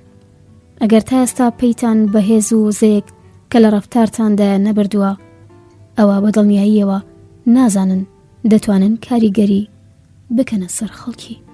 تێڕوانینی پۆزەتیڤ. ئەگەر بەرامبەر بۆ خۆتان هەست بە ڕەزامەندی ناکەن، لەوانەیە لەبەر ئەوە بێت کە تا ئێستا هیچ بایەخێکتان بە خۆتان نەداوە. ئەگەر بە دروستکردنی توانە و هاوسەنگی لە ژیاندا هەوڵتان نەداوە، ئەوە بە زووی لە کارەکانتاندا ڕوبەڕووی گرفت دەبنەوە. ئەگەر هەمیشە سەرقاڵی ئەو شتە بن کە حەز و ئارەزوتان لێیە، ئەوە ڕێژە و ئەندازەی ڕەزامەندیتان بەرامبەر بە خۆتان زیاد دەکات. سوودەکانی خۆ بەڕێوەبردن. دەبێ بۆ ناسینی خۆتان بە ئەندازەی پێویست کات تەرخان بکەن. ئەگەر زاڵ نەبن بەسەر کارەکانتاندا، ئەوە بە زووی تێدەگەن ئەوەی کە ئێوە حەستان لێی بووە و چاوەڕوانیتان دەکرد تیایدا سەرکەوتن بەدەستنایەنن. لەبارەی چۆنیەتی گوزارانی ڕۆژگارەکانی تەمەنتانەوە بیر بکەنەوە. ئاستی مامناوەندی ئەو کاتانەی کە بە سەریان دەبین بەم شێوەیەیە. 8 سەعات یان زیاتر بۆ خەوتن. 8 سەعات یان زیاتر بۆ کارێک کە پێیەوە خەریک و سەرقاڵین. 2 سەعادیان زیاتر کە بە زۆری بە فیڕۆ دەچێت. کاتێکی وەک هات و چۆ، وەستان لە نۆرە و ڕیزی چاوەڕوانیدا، وەستان لە پشت هێڵی تەلەفۆن و زۆری تر. 4 سەعات بۆ نان خواردن، 4 تا 6 سەعات بۆ پشودان. هەوڵ بدەن لە سەعات و کاتەکانی بێداری و بە ئاگاییتان زۆرترین سوود وەرگرن، وەگەرنا دووچاری تەنگەتاوی دەبن. خۆ بەڕێوەبردن بەو مانایە نییە کە مۆڵەت بدەن کارەکانتان بەسەرتاندا زاڵ بن، بەڵکو دەبێ ئێوە زاڵ بن بەسەر کارەکاندا و ئاراستەیان بکەن.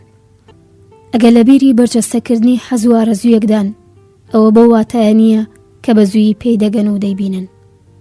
ئێوە تەنها کەسێکن کە دەتوانن دەستنیشانی بکەن چۆن بیر بکەنەوە و چۆن ڕەفتار بکەن. ئێوە خاوەنی هێز و توانایەکن لەسەر و بنەمایە دەتوانن پۆزەتیڤ بن و بە ئەندازی توانا و لێهاتوویتان بە ئاکام و ئامانجە چاوەڕوان کراوەکانتان بگەن.